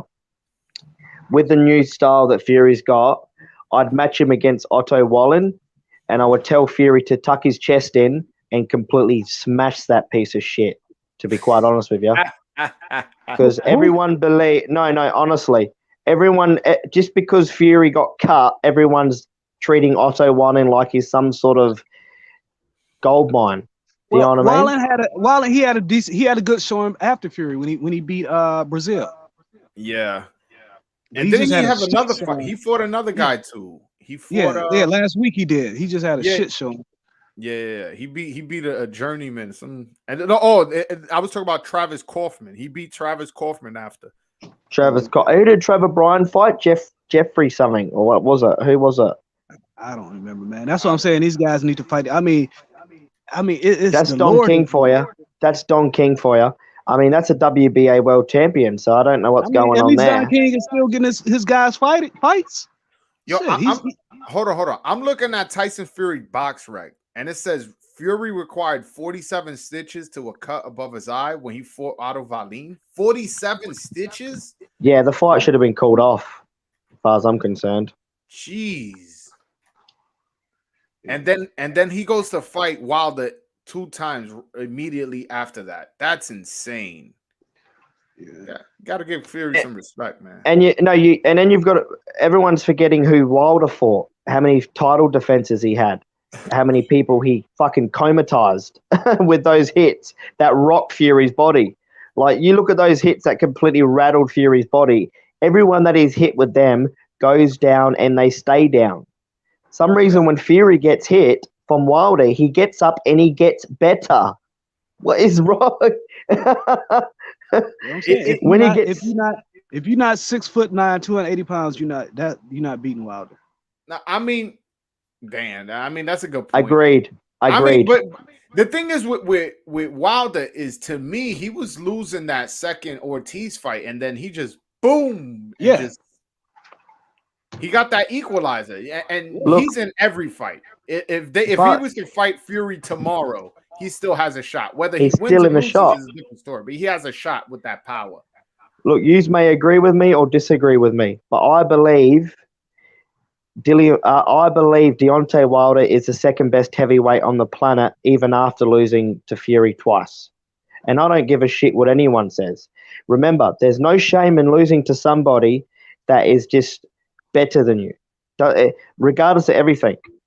I believe Deontay Wilder knocks out every heavyweight in the top 10 easily. I mean, he definitely has a chance. I would never dismiss Deontay Wilder. Somebody like if Deontay Wilder, because listen, I always thought Anthony Joshua would beat him. Now I'm not so sure. I think I might have been bugging.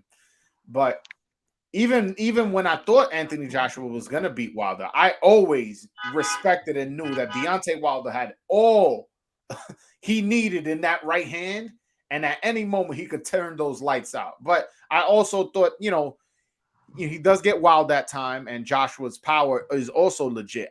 Does he hit as hard as Wilder? No, but he has legit power, and he's a great finisher. The thing that I found with the Fury Wilder fights is when Fury got hit, when he went down twice in the third fight, when he got hit and his whole body shook, and even in the second fight, when he goes down, Fury, he gets up and he literally is willing to trade with you. So you can probably hit him and clean him up, but he was going to hit you as well. But some reason, because of his so awkward, Fury's awkward when he throws punches. He's long and rangy. He's got this awkward style where he stands back. You may think you're in reach, but he just throws a right hand that just slaps you in the back in the fucking Fury's ear. Just big, man. He just knows he's big, and somebody big coming rushing at you, it's gonna be hard not to freeze up, especially with Wilder, who he's a big man as himself. He's 6'7", but his footwork wasn't fast enough to just spin out and to have Fury, at an angle or something like that. He just kind of just covered up every time he would get rushed. And Dillian White is going to have to get up close and personal with Fury. He has to. Hey, I mean, again, heavyweight boxing, man. Heavyweight boxing. You can never discount anybody in heavyweight boxing. I mean, literally, if you record this yourself and you see the outcome of the fight, let's be honest here. Do you agree with me that Dillian White has to get close and personal right up in his chest? If he's going to try and box Fury, he's in trouble. He could clip him. You never know. He could just clip him. Look at the fight with Joshua and Ruiz. Joshua was dominating, dropped Ruiz, was going in for the kill, and then Ruiz just threw a nice right hand, caught him behind the ear, and dropped him. And then after that, he was never the same after that. When someone doesn't move off their front foot and the back foot, of course you can clip them. Anybody when you can fight orthodox and southpaw, of course it's going to be a lot more difficult when you're an awkward fighter. Floyd Mayweather got clipped against Chop Corley, and Floyd Mayweather was one of the greatest, if not the greatest, defensive fighters of all time. If you ask me, Floyd, if you ask me, the heavyweight division, any one punch could take you out. Trust me. If you ask me, Floyd Mayweather is the best boxer in the history of boxing. So I mean, I don't agree with you, but I'm not going to argue with you. He's definitely in my top 5. So not the greatest fight, not the greatest boxer. There's difference between the greatest boxer and the best boxer. He is the best boxer, sweet science, I've ever seen in my whole life. All right. If you want to go sweet science, I would agree with you. But if you want to talk about accomplishments, I don't think he has more accomplishments than certain other fighters. In my opinion, he's in my top 5, but he's not quite number 1. He would hit you and you can't hit him. That's sweet science, and he is easily the best boxer I've actually ever seen. Like watching all of his fights, I've never seen anyone like it. Probably the only one that I've seen even similar to him, from what I've seen, that has any sort of like that's just brilliant would be Joe Frazier. But on. Larry Holmes as well. I love Larry Holmes, but none of those guys. Listen, I'm gonna help you with your statement. Floyd Mayweather is the best. Roy Jones was good, but Floyd Mayweather was the best sweet scientist. He was the best at hitting you and not making you hit him. Oh yeah, he was the best at it, and people think it. And look, don't get me wrong. I actually don't like his personality. I think he's a piece of shit, but I respect his boxing ability, and I respect his oh yeah, he's the best of the best, and people just have to start accepting that. And I think I'm and he needs to. In my generation, I'm glad nobody was telling me about him. Floyd was a great fighter. The thing about it, you really got to go by weight class, because I don't think he would have beat a lot of like Sugar Ray. I don't think he would beat him at welterweight. No, you start naming some lightweight fighters, then some great lightweights. I think Floyd would have beat him. No, I just look at it from an overall work. To me, Floyd Mayweather was the best at hitting and not getting hit. He literally has the record for least percentage punches landed on him and highest percentage landed on his opponents. Like in the history of boxing, statistically, the best of all time. Yeah, I'll tell you another amazing Floyd Mayweather stat. Out of all his fights, he's only lost one scorecard against Oscar, and a draw against Canelo. Out of all his fights, he only lost one scorecard. And that Canelo one is bananas. Yeah. We know that shit was bogus. Even Canelo said that shit bogus. But to be honest, the Oscar card, that was a close fight. A lot of people dismiss it being a split decision. I'm like, I don't know. I thought it was close. I'm okay with the decision, but it was a close fight. It was a close fight. But it was a boring fight, though. Fucking nobody. I felt like nobody really could land anything hard on each other. I felt like Oscar couldn't really land on Floyd, and Floyd was his first time at 54 wearing 10-ounce gloves, wasn't really doing any damage on Oscar. So it was a boring fight. Is there any news on Wilder at the moment? Like on your end, or he's considering retiring, but after 2 brutal fights, man, he deserves a nice long vacation. I want to see. You know what I want to see more than Wilder versus AJ? Wilder versus Usyk. Yeah. Why more than AJ? No, I want to see the AJ fight, but I want to see Wilder versus Usyk. I want to see how he would perform against Usyk. And then I believe AJ. I would want to see that because what's his name? Usyk's footwork is I don't want to see Wilder get embarrassed. He ain't gonna get embarrassed. This is not AJ. This is not AJ. Come on, he's not gonna get embarrassed. Listen, man. He will go down. He will go down trying to win. He's not going to just concede to fight the last couple rounds. You know what I'm saying? He's got to be willing to go. He's got to be willing to go 12 rounds and not, run out of legs within the first 2.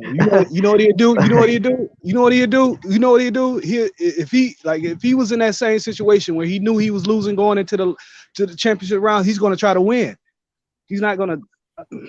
That's the thing that frustrated me so much about AJ. Man, you the bigger guy. Try good in there and get this motherfucker, man.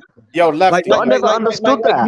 They need some Emmanuel Stewart's back. You remember when he told Lennox Lewis against Tyson, "Get him there, knock that motherfucker out." Yeah. No. That's why I say he needs to train with Teddy Atlas. That's who he needs. He needs to train with somebody who's his ass. That like the same way he was on Tim Bradley's ass. We're firemen. Got him pumped up. Tim Bradley never been a puncher. Got motivated him so much. He went out and knocked out Brandon Rios for the first time. Who the fuck? Did you see that? Did you see in the corner against Wilder when Fury was in the corner and he was like, like when Wilder was trying to box and Sugar Hill was like, jab the motherfucker, like really getting into him. Like because the jab with Fury, the Kronk style, the jab is not a jab. It's like a fucking right hand. Yeah, because he's leaning into it. Yeah, he needs shit. Why don't he get Sugar Hill for his trainer? To be honest, the Kronk gym would be the best thing for AJ, but if it's kind of Tyson Fury's already over there. So who could pay him more? Who could pay Sugar Hill more money? Yeah, but you think Sugar Hill's gonna dump fucking Tyson? Why not? Emmanuel Stewart did it. Didn't Emmanuel Stewart do it with Lennox Lewis? Oliver McCall, he was in Oliver McCall's corner when he beat Lewis, and then he was in Lewis' corner on a rematch. Was that Oliver McCall? Oliver McCall had a bunch of like mental issues and had a drug problem. But what I'm saying is he switched corners. He switched corners. Was it McCall or was it I think AJ needs Teddy Atlas myself. You're right. You had it right. It was Oliver McCall had knocked out Lennox Lewis. And these are trainers. These trainers didn't build up none of these fighters. They training whoever pay them the most. Yeah, I mean that'll be weird if he does that. But that's the best match. But if barring that, to me, it's Teddy Atlas. Teddy Atlas is a great trainer and is a great motivator. And that's honestly, AJ knows how to fight. AJ has power. AJ won a gold medal. AJ has footwork. He has IQ. I don't doubt that he knows how to fight. He just needs a rewiring of the brain. Did you hear what Calvin Ford said about it? He said he'd like to train AJ. He said he wouldn't. I think everyone's lost. He needs to go to Baltimore since AJ, he talking about he grew up admiring the niggas from the hood. You know what I'm saying? Go to Baltimore and train in Baltimore. Get some of that dog in you. Everyone has lost the plot. I don't think he should change trainers. Robert McCracken should still be his trainer, but he needs to really tweak what he's going to do against Usyk. Nah. Yo, bro. I mean, AJ himself has said he want a new trainer. That's why we're talking about it. If he was saying he was sticking with McCracken, then okay. But he himself feels he needs a new trainer, so he needs a new trainer. One thing I did see that I liked. My pick for him would be Teddy Atlas. But when I saw him working with Ronnie Shields, I liked that because him around the Charlo brothers, maybe that fucking Charlo's Lions only dog mentality could get into him because that's what's missing from him. He's missing some Terrence Crawford, some Roberto Duran in him, some meanness. Like the motherfucker smiles too much, man. Like I like a motherfucker who when he walks in a room, he's making the other men in the room uncomfortable.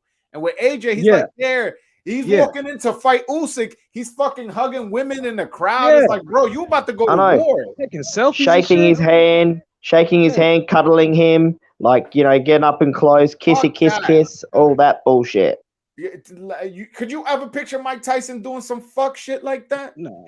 AJ is not a confrontational guy at all. He is not a confrontational guy at all. I'm okay with you not being confrontational, but don't be too nice to the point where the dude's so comfortable, motherfucker wiping his feet on your mattress and shit. Yeah. And what makes it worse, giving the other fucking guy the belts. What the fuck? Yeah. Oh my God. Like that's what I'm saying. Teddy Atlas would clean all that. He's so goddamn corporate. He's so goddamn corporate, man. He's scared. Man, I don't want no motherfucking corporate ass fighters. I don't. That's one thing I don't like about. Hang on, forget about all that. Forget about being corporate. Wait. Because if you notice these other sports nowadays, all the answers are always the same. All the athletes say the same thing. They say the same thing from high school all the way up to professional. They've been trained as media. Fighter, that's one thing we love about boxing because the fighters are raw. The personalities in boxing are raw. I want that. I don't want no corporate ass dude. I totally agree, man. I like my fighters mean. I like them real, and I like them honest. Yep. You know it's about being a mongrel fucking cunt. That's what it's about. That's exactly what it's about. Come on, right? Man. And you come into the press conference, you're like, oh yeah, here you go, Broadway, have a play with the belts. Here you go, have a little, bit of a play. Fuck off, that sort of thing. That's what I'm saying. That's what I'm saying. Teddy Atlas is somebody who's been to Rikers Island, got a scar on his face for talking to somebody else's girl. He shot guns at Mike Tyson. Like Teddy Atlas is really from the hood, so. You need a motherfucker like that talking to you in the corner and putting you in the mentality of a real motherfucker. Like this dude is I don't know what's going on in his camp, but he just needs some tough dudes in his camp. All these squares need to get out of here. He's too corporate. He's too nice. But if AJ opens himself up to be that mongrel, to be that open himself up, to be that angry dog in the fight, is he opening himself up to get hit and get knocked out? Because he's got a chin. If you hit him and he shakes, you finish him. Listen, man. At the end of the day, you have enough power to keep the guy scared because Joshua's a power puncher. Learn some defense. It's simple as that. You got a weak chin. Don't get fucking touched on it. You can't teach someone to not get touched on the chin when they're not willing to move. But that's why we saying he needs to work with a new trainer. You may think he needs to work with Robert McCracken and stay with him. A lefty may think that he may need to work with Ronnie Shields, and I may think he needs to work with Teddy Atlas. At the end of the day, he needs to make that decision now, man. Every day that passes is a day he's not with a trainer. He's already met with Robert Garcia. He's already met with Virgil Hill. He's already Floyd met with Mayweather. Shields. Make a fucking decision. And that's what I'm saying. It seems like he hasn't made a decision, so I don't even know if the fight's gonna happen, man. I'll be surprised if it happened, to tell you the truth.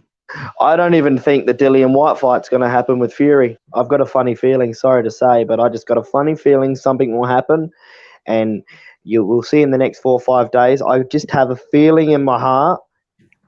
Fury's in this fight. I just have a feeling. If that happens, that will be the worst business decision I've seen in boxing.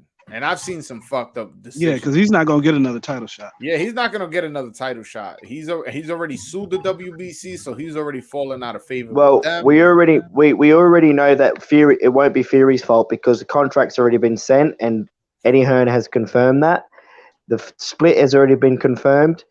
Purse bid's already been confirmed. If this fight with Dillian White does not happen, Dillian White should never step foot for a title fight ever in his whole fucking career. That guy is dead to me. It won't happen. That's why he's just posturing for better percentage.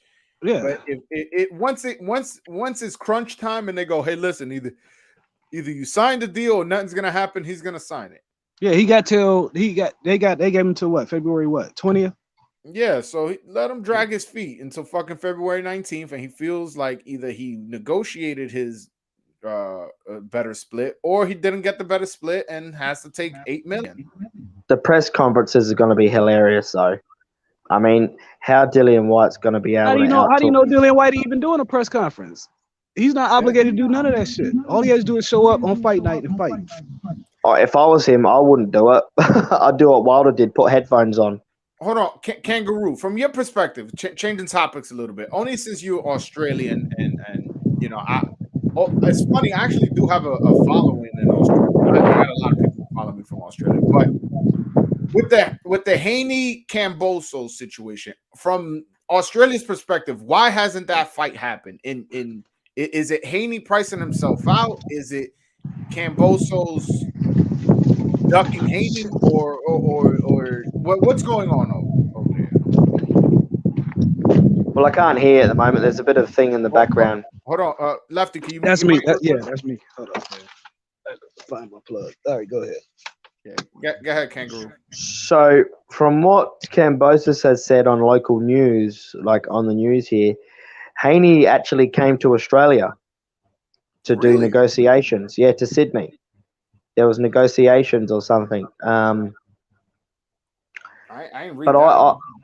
I believe that Cambosis will take a voluntary fight. I reckon. I actually don't think he's going to fight one of the big names. I got a feeling.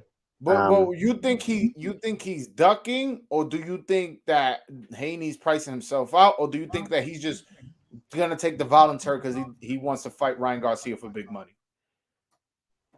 Cambosis is ducking, definitely. Really? Wow, this is coming from yeah. an Australian. Well, let me read you the quote Eddie Hearn had. Let me read you this quote. I was with Devin last night. We can't make it any clearer. Cut the rubbish. We'll do whatever it takes to make the fight. I said to both people, George Cambosos right now is slightly delusional about the money he thinks he should make. That's the case for all fighters.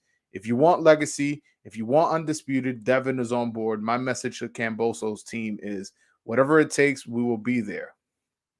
So essentially, he's saying, all right, let me finish off the quote.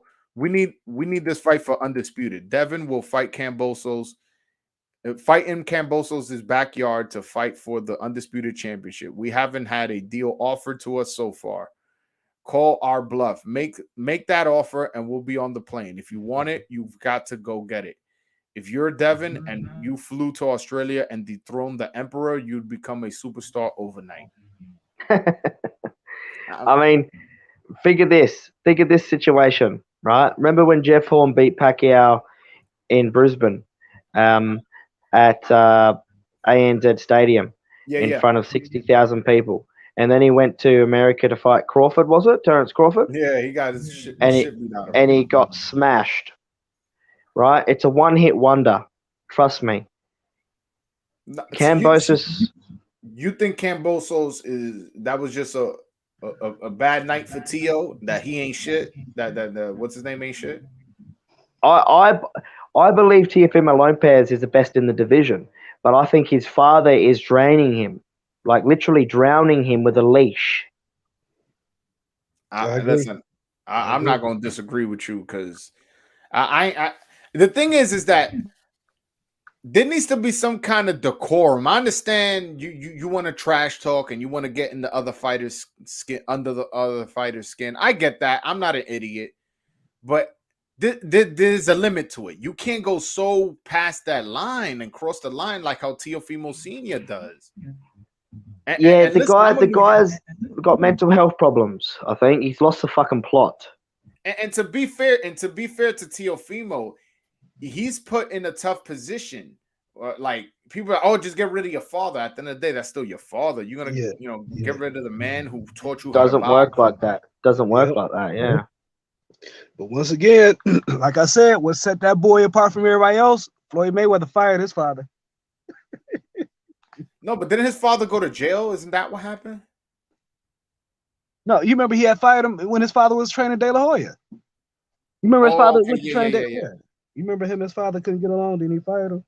No, I don't remember that. I remember his father had went to jail, and then Roger started training him, and then he was training with his father all the way up until Roger started having like you don't remember that they had that big argument. I think it was on one of them HBO on 24/7. Yeah, and you remember he was training De La Hoya too. He was training other fighters. He wasn't training. So why isn't Gervonta Davis in the question? With what? Oh, because he fights on PBC, and he don't really need those belts. He's a big star already. Why isn't Gervonta Davis in the question for Kambosos? Yeah, that's what he's asking. Because of Lou DiBella? Lou DiBella don't fuck with Al Heyman? Is it because he's protected? He's trying to protect himself, or someone's protecting him? Man, Gervonta Davis would knock George, what's his name? Kambosos. Back to Australia. Come on, man. Oh yeah. But why isn't the fight getting made? Well, you said Lou DiBella. What does you notice they ain't fucking Lou DiBella since he tried to take Wilder to the zone? I think Lomachenko knocks Gervonta Davis in the next week, but that's just me. Listen, for you to think that Lomachenko beats Tank is not outrageous, but for you to think he knocks him out, if he couldn't knock out Comey, what makes you think he's gonna knock out Tank? I didn't mean knock him out. I mean beat him convincingly. No. Nah. I'm okay. Yeah, listen, I don't think he's strong enough for Tank. I think skill for skill, I think he's more skilled than Tank, but I think Tank is too strong. This guy's really 130 pounds. Tank is explosive. Yeah, no, 100%. And all that fucking slippery slap shit that he be doing. That shit, he don't do that against a good fighter. You see, he wasn't doing that shit against Tio. Yeah, Tio. Quick question.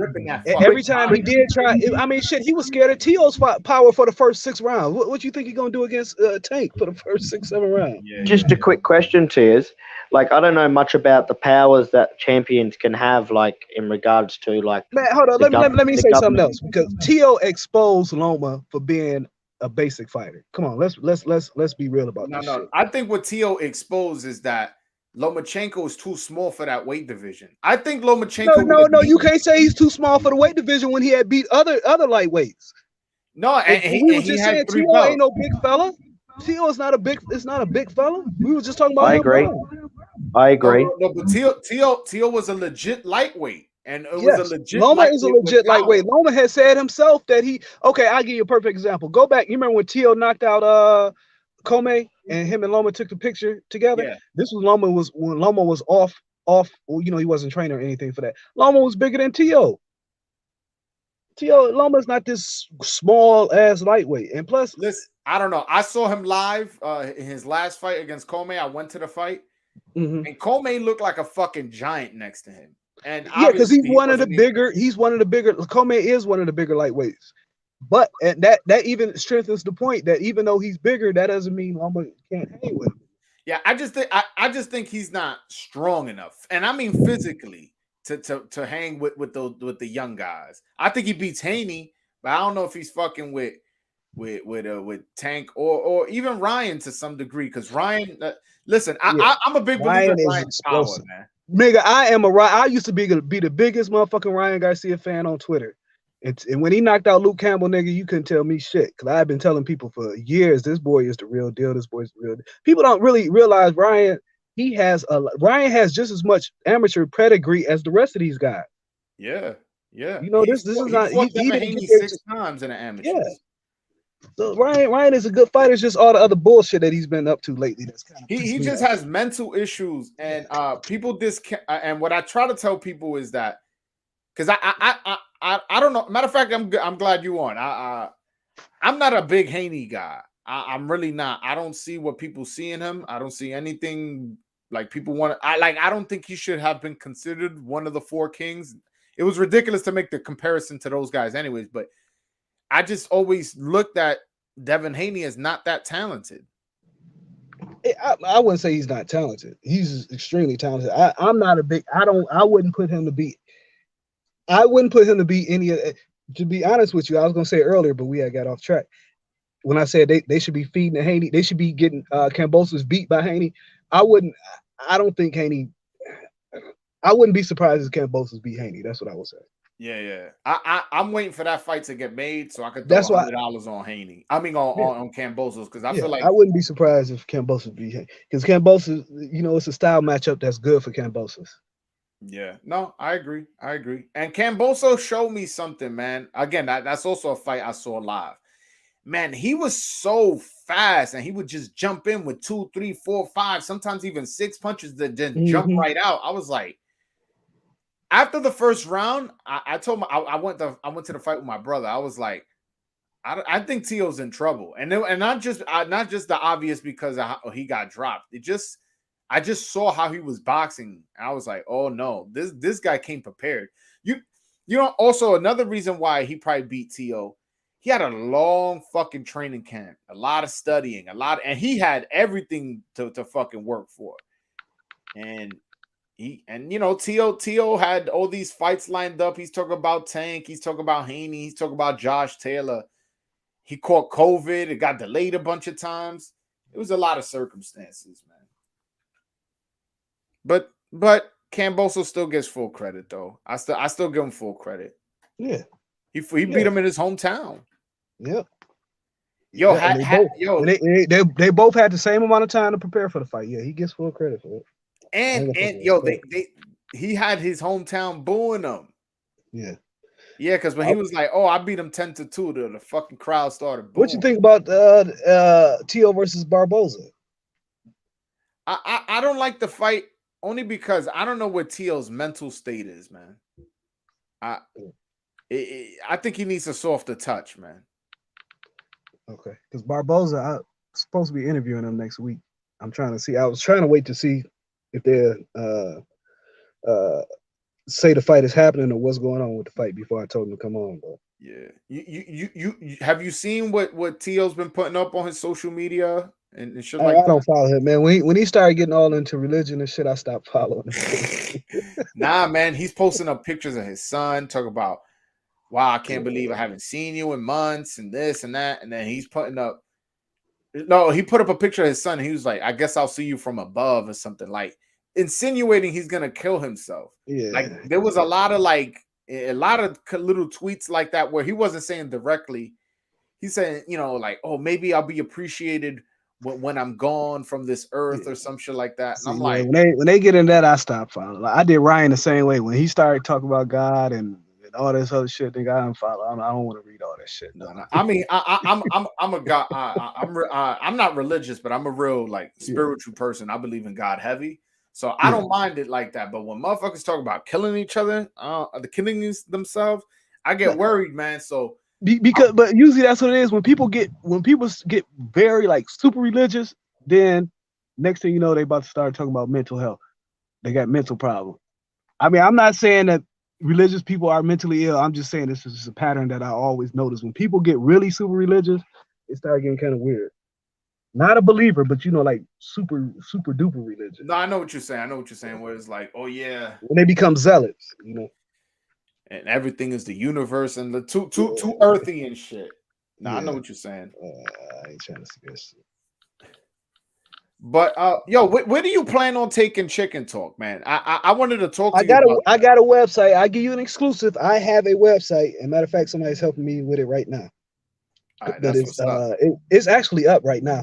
You can look at it right now. It's still being worked on. It's breakingnewsboxing.com. Let me see if it's still up.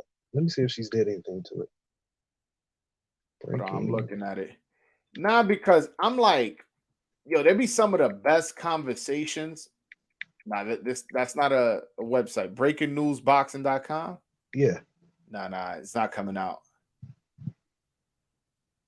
Hold on, let me put. Okay. Yeah. It's down. Okay. So yeah, it's not up yet. Not up yet. No, it's all good. I'll definitely. Once it's up, if you want to come on my channel and promote it, you can definitely do that. All it is just gonna be a boxing curation site. Bro, why don't you start a YouTube channel? I'm gonna probably put that on there too. Yeah, because let me put you up on game. This is a dude. I got a YouTube channel. No, but you don't upload though, or do you? Man, I got a video on YouTube with 2 million views. No, what I'm saying. What's my YouTube name? I ain't uploaded in years. But that's my point. You're not a real YouTuber. You only uploaded some shit that happened 3 years ago. I'm talking about you need to be consistent. And listen, when you be doing all these Chicken Talk, you need to do at least once a week a Chicken Talk style, but on YouTube.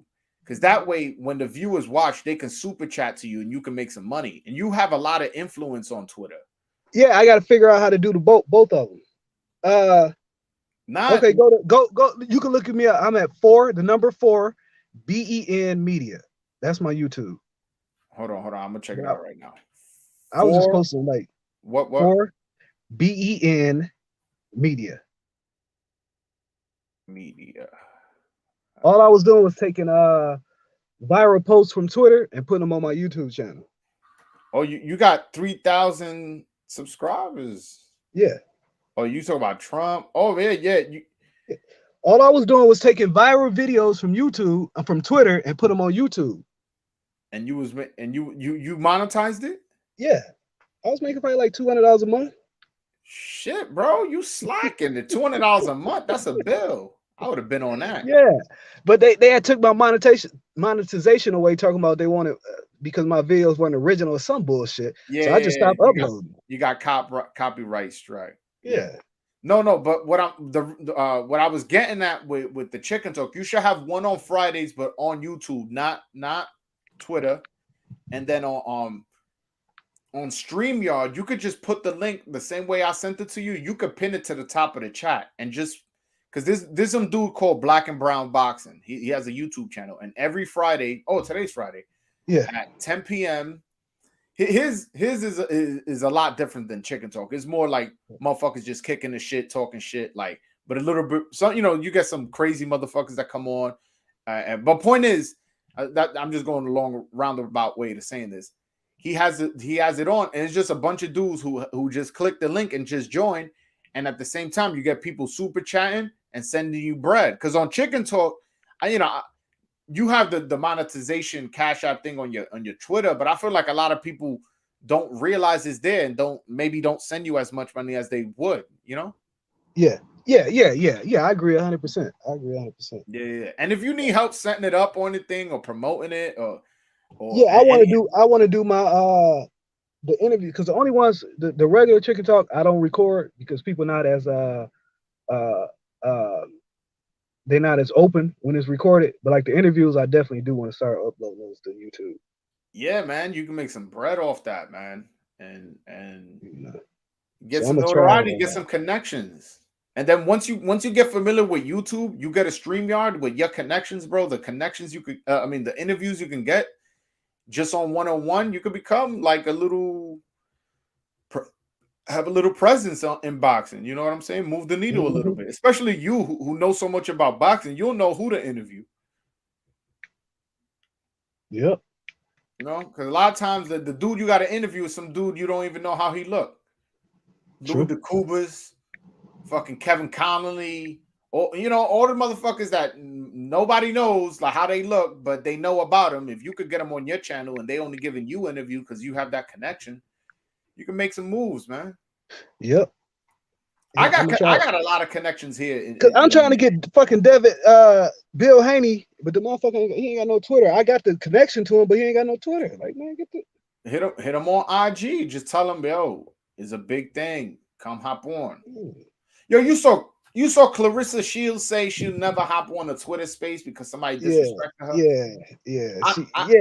She I don't know whose space she went on, but she was like, these spaces are below me, and I only went on that space to clarify something. And people was DMing me like she came on your space. Like, no, I've never even asked her to come on my space. No, and the thing is, a lot of people didn't see motherfuckers be on some bitch ass shit. A lot of people don't like Clarissa Shields' attitude. Motherfucker, she's a fighter. How do you think she gonna talk? Yeah. I love Clarissa Shields. Clarissa Shields could come on my show any fucking time. Yo, motherfucker, just because she's a woman, they want her to act a certain way. Yo, don't forget that woman is a fighter. And that's why some people don't like Ronda Rousey's attitude. Yeah, you know why? Because she's a fighter. And sometimes they act a certain way. But for you to demean and Rick Glazer be talking mad shit about her, and I know you don't follow him, but I do just because I follow all the fuck shit. Like, yo, my man, watch your mouth. You can't keep your negative comments to yourself. If you don't like somebody, keep it to yourself. Yeah, or at least pull up. Go say that shit to her face. Or say that shit to you see what happened last time when a motherfucker got kind of bold when her brother knocked my man Yeah, I'm telling you, that's why I be telling these motherfuckers, bro, y'all are not really like that because there's some crazy people in this world. You doing this shit online, man. There's some crazy people in this world. Yeah, I try my best. I try my best to act the way I act on the internet, how I would act in person. Exactly. Like one time, right? I jokingly. So me and KB, we was going at it about Spencer Crawford. And then I believe it was Ray Diggs. He was like, man, enough about that. Y'all heard about Tanahiro got released by Golden Boy? And I was like, man, nobody want to talk about that shit. But I said it as a joke, and he got offended. Yeah. Normally, motherfuckers would be like, man, he's soft, he is sensitive. I ain't apologizing. I'm a grown-ass fucking man. If you felt disrespected and it wasn't my intention to disrespect you, you know what I did? I apologized on the space, and then I DM'd him apologizing, saying like, yo, bro, I didn't mean it like that. And just because I'm a grown man, not because I was intimidated or scared, because I'm a respected person in person. Exactly. Talk to him the same way you would talk to him in person. That's how I am. I ain't no motherfucking street nigga. I'm not no hood, no thug, so I'm not gonna act that way online. I try to be the same, you know? Yeah. The same as I don't believe in all that. Yeah, pull up and fight and all that shit. No, nigga. No. No. Exactly. Like we talking boxing now. If obviously motherfuckers get a little crazy and start talking shit, which is cool. It's like that's like the barbershop. Niggas talk shit. But I don't feel like on Chicken Talk anybody has ever crossed the line as far as with the jokes or anything like that. No. Yeah, man. It just I always tell people, talk to me how you would talk to me in person, because that's how I'm gonna talk to you. That's how I treat people how I'm treated. So when people be like, oh, why you talking to me that way? Motherfucker, look what you're doing. You're doing bullshit. Or if you treating me nice, you're never gonna have a problem with me. Yep. But that's why I fuck with you heavy, man. Because me and you, we be disagreeing, going at it, and then the next day we be, yo, what's going on, Broadway? What's going on, Lefty? Yeah. You know, that's another thing. You know, plus we're a lot older than a lot. You understand how a lot of these guys are like 17 to like 22 on boxing Twitter?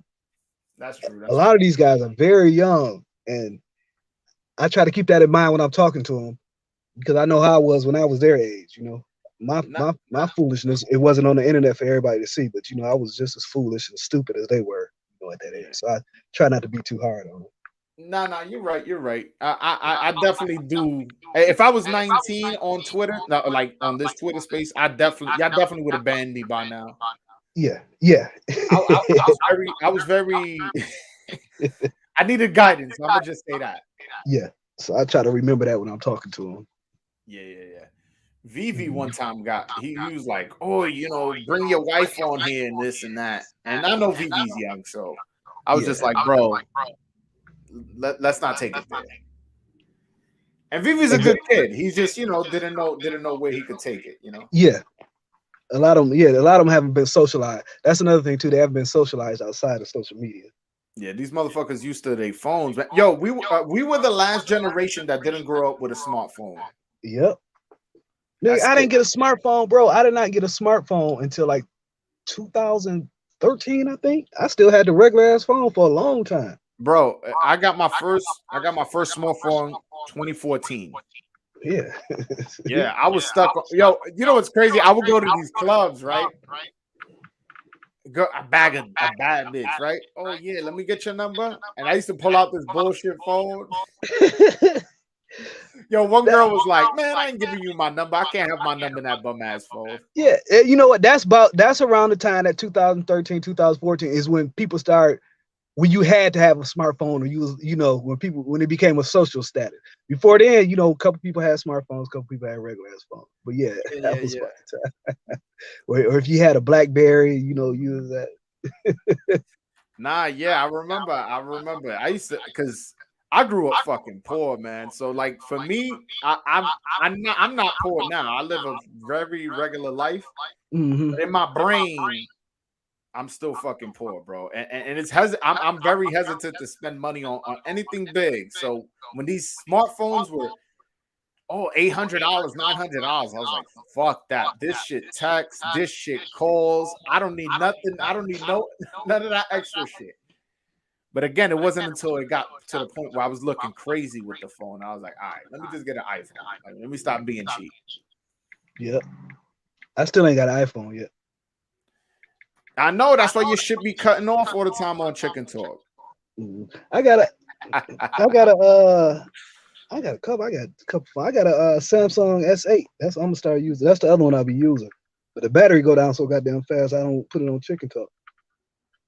But bro, why don't you either one, get a case that has a charger, or two, when you're on Chicken Talk, have it connected to the charger. I do that sometimes.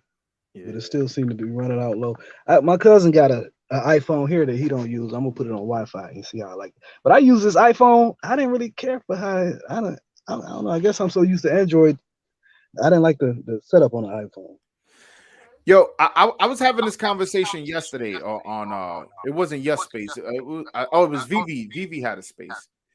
Yo, the way we talking about Boots and Tank and fucking all these young guys and Ryan coming up, shouldn't Stephen Fulton get some of this love too?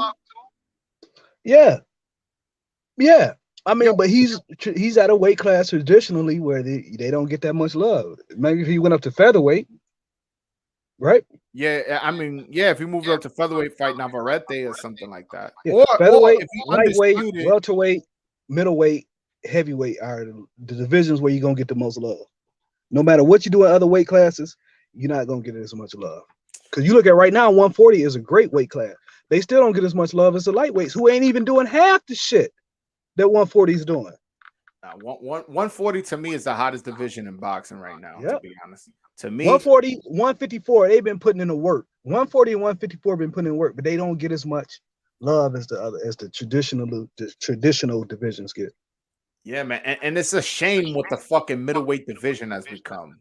Yeah, Oh my! But you know what? The middleweight division been trash for a long time. I know. That's what I'm saying. It's a shame of what it's become. The last time it was exciting was when Sergio Martinez fought Paul Williams. He fought Kelly Pavlik.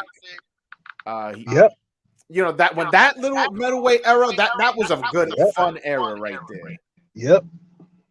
That first Paul Williams Sergio Martinez fight. Oh my god. Was they first fight at middleweight, or was it at 154? I could have sworn it was at middleweight. Let me double check on that before I'm talking crazy. Sergio Martinez, man, he was one of my favorite fighters to watch at that time. Yeah, he really was. I like Sergio a lot. He had good defense. I like fighters like that who, like, you know, he's still fighting. It's crazy ass. Yeah, it was at 160 the first fight. Okay. He came in at 159 and Paul Williams came in at 157. And then in his next fight, he fought Kelly Pavlik, beat him for the WBC and WBO. Pavlik was my boy too. Now, don't get me wrong. I used to like Pavlik too. Man, I was a big Jermaine Taylor fan back then. So I always hated fucking Kelly Pavlik for doing my boy dirty like that. Nah, I like Pavlik was my guy. Nah, but Pavlik can fight. Pavlik also beat some guy that he wasn't from my neighborhood. He was from a neighboring neighborhood because I grew up in Brooklyn, but I grew up close to the borderline of Queens. So one of the guys I knew was from the Queens side. He was a 4-time New York Golden Glove champion. His name was Will Rosinski. Mm-hmm. He fought Edwin Rodriguez before as well. And he fought Kelly Pavlik like on Kelly Pavlik like comeback fight, and Kelly Pavlik dropped him, I think, in the first round and ended up winning a decision. So, but yeah, Kelly Pavlik can fight. He was even talking about making a comeback on Joe Rogan's podcast. I know Joe Rogan. We're not fucking with him now, but I'm just saying. Yeah, back then. Yeah. Nah, I do not want to see Kelly Pavlik make no comeback. Yeah. Oh, somebody's asking us, what's your favorite knockout of all time? Man, so many. Damn, I wish I could screen share, but Julian Jackson, when he knocked out Harold Graham, I didn't see that live. I saw that like whatever on replay. Graham was winning that fight. Oh my god, bro. That was a savage knockout. Mm-hmm. I'm trying to think what other knockout. Pacquiao Hatton.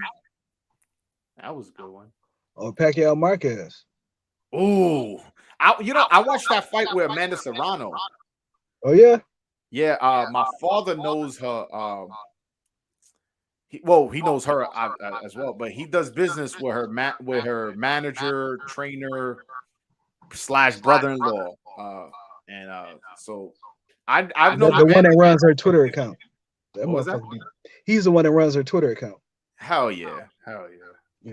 But yeah. So I've known Amanda since I was like 15, 14. Yeah, and I think she's gonna win this fight. You don't fuck with women's boxing? I mean, I watch it. Something when it's a big fight like this. Yeah, I watch it. But I ain't one of them motherfuckers to be like, I don't talk down on it. If I don't watch, I just don't watch it. No, I'm on the same boat. There's only certain fighters I watch. I watch Clarissa, Amanda, and Sinisa Estrada. Those are the 3 that I watch. I ain't gonna talk bad about it. That's what I don't be understanding. Why motherfuckers be? If you don't like it, then don't watch it. Don't be talking down on no shit.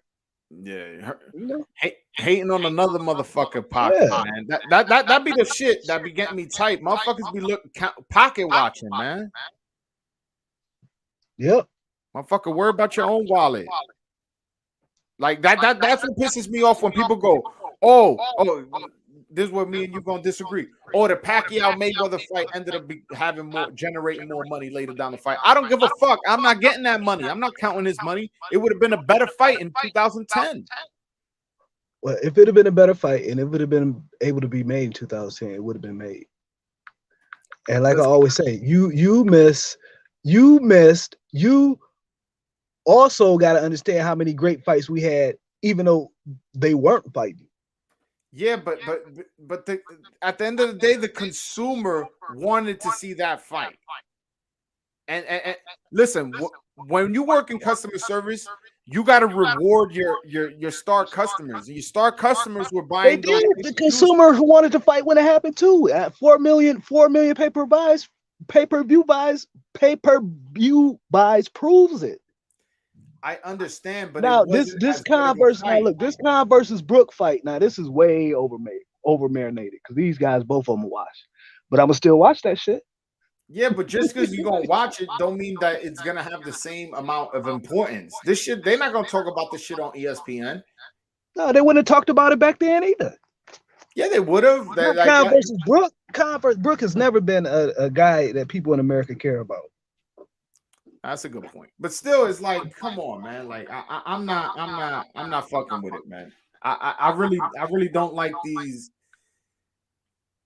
fights. Are just Damn. Keyshawn Davis done posted Art Man's Art one Man. of Art Man's memes.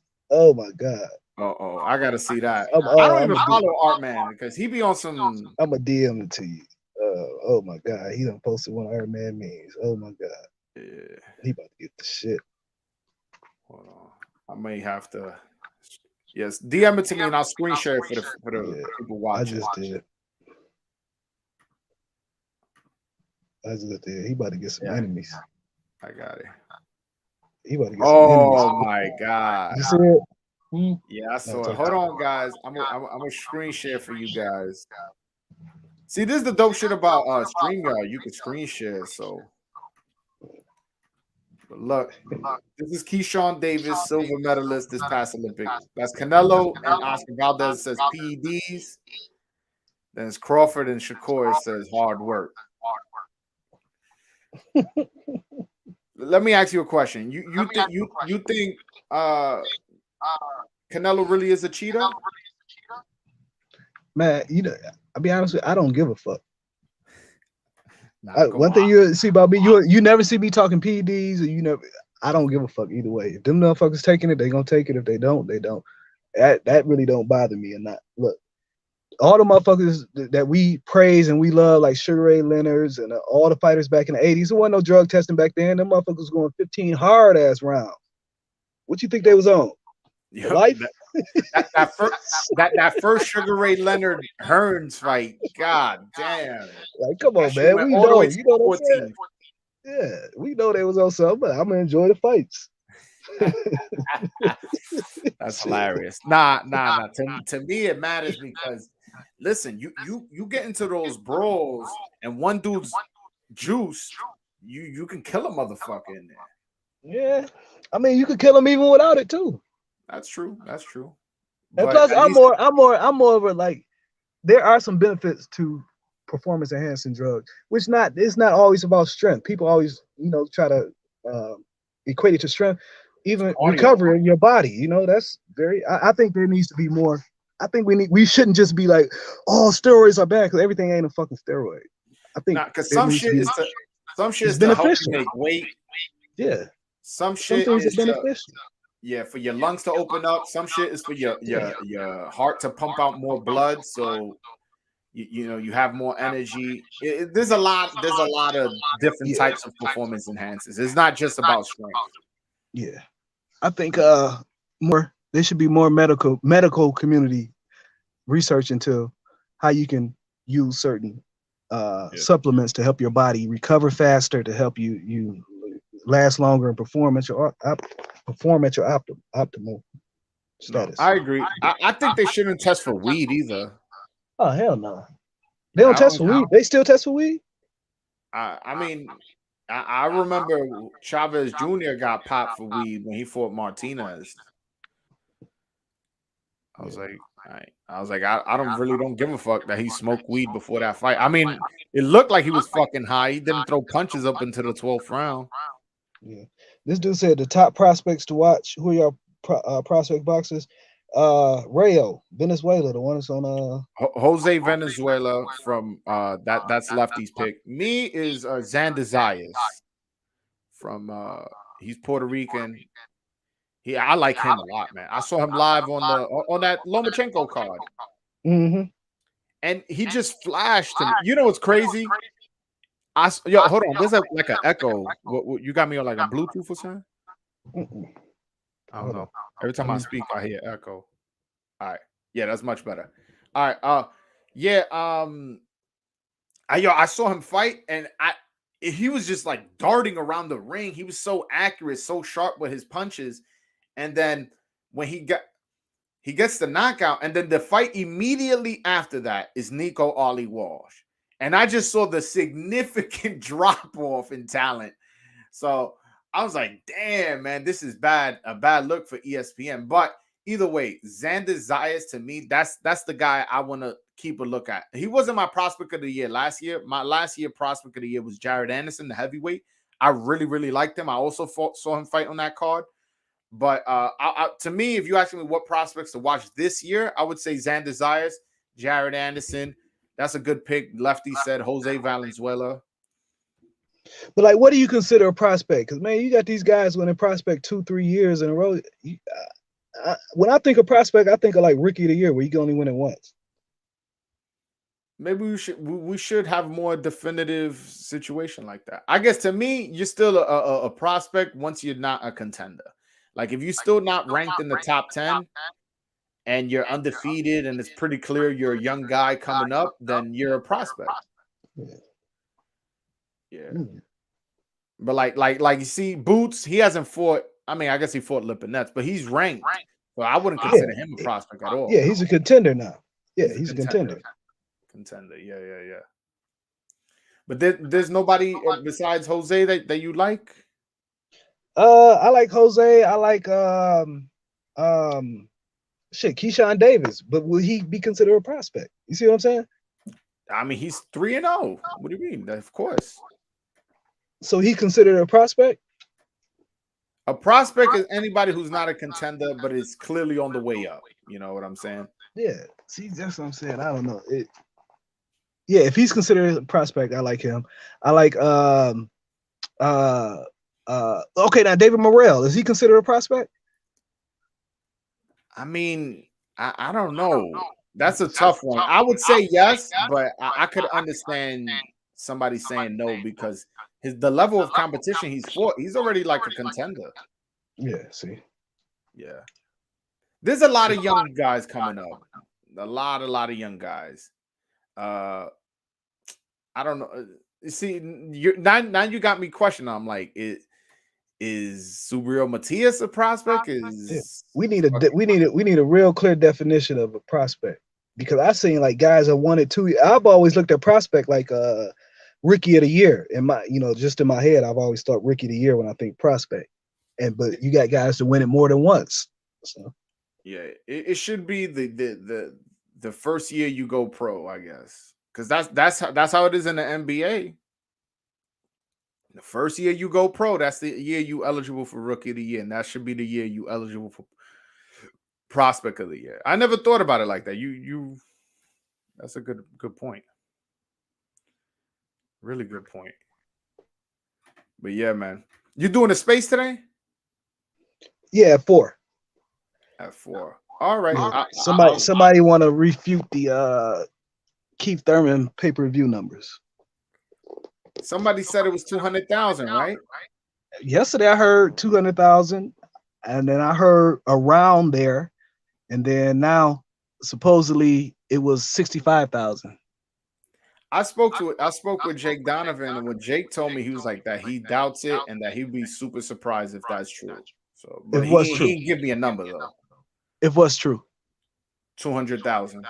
Yeah, I heard it was around there, which was lower than 200,000. I heard it was more closer to the 190 or something like that. I don't believe it did that much, to be honest with you.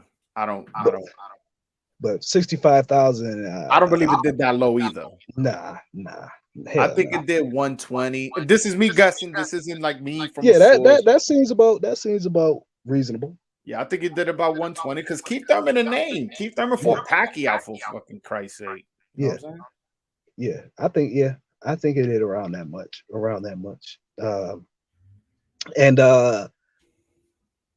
So yeah, somebody wanted to refute it. Yeah. All right. I'll be there to check it out and all that. But Lefty, I'm gonna share your Twitter for all the fans. Yeah. And definitely follow this guy on Twitter, man. This guy, it ain't all boxing. I do a lot of jokes and music, and also we talk hip political hop, we stuff talk too. women, we talk a little bit about everything on his podcast. This is his Instagram is called his Twitter, Lazy Lefty OG. Follow him on Twitter. He'll retweet if you got anything interesting to say. He'll follow you back. Trust me, he's one of the best Twitters on best follows on boxing Twitter. Thank you. Nah, no problem, man. Anytime you want to come on, you're more than welcome. But thank you so much for hopping on, Lefty. I really appreciate you. No problem. All right, man. All right, man. I'll actually talk to you later on your space. Yep. All right, my brother. Peace. All right, guys. Everybody, thanks so much for hopping on and staying through to the end of the show. This is about to be the end. I'm about to go to work. But I appreciate you guys. All right, man. Until next time. Peace.